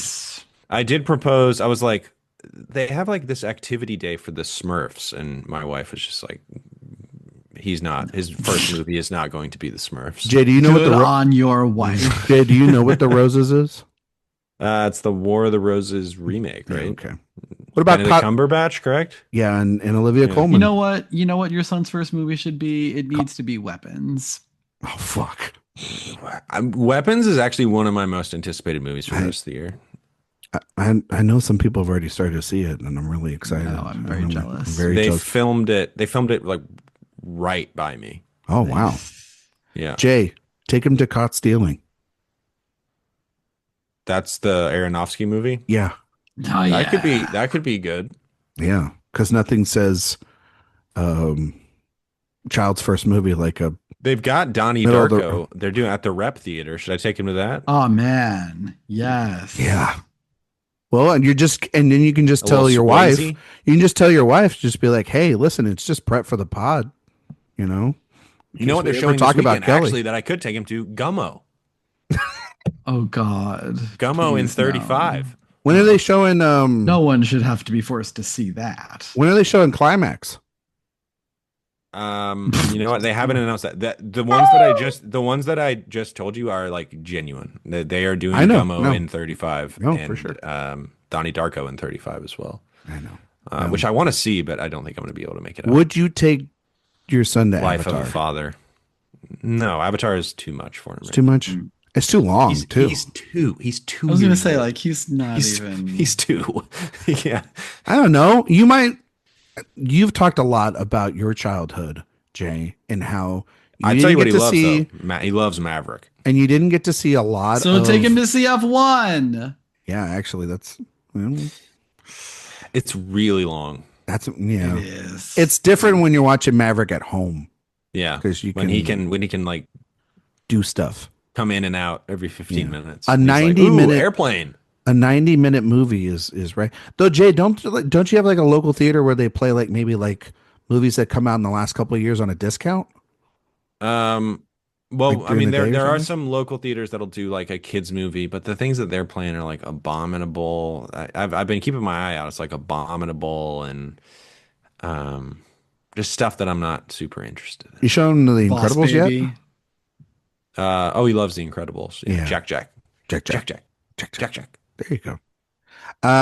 Well, Jay, next week will be our final episode for the Verhoeven series. Crazy. We'll be here talking about Benedetta. Yeah. Ugh, another brilliant movie. Jay's favorite guest. Not that Dan's not his favorite guest, but Jay's favorite guest, Sophia Simonillo, will be on the Benedetta episode. I don't know about that. It's a must listen. Honestly, pretty overrated, I guess. Who? What, Benedetta or the guest? The Guest. Not the movie, The Guest. That's a Not the big movie, deal. The Guest. That's a good movie. Not one to show the kid. That's a way down the road. We'll be talking about Benedetta next week and giving our Verhoeven rankings and wrapping up this wonderful series that we've done so far. Thank you all so much for listening, and we will see you all next time.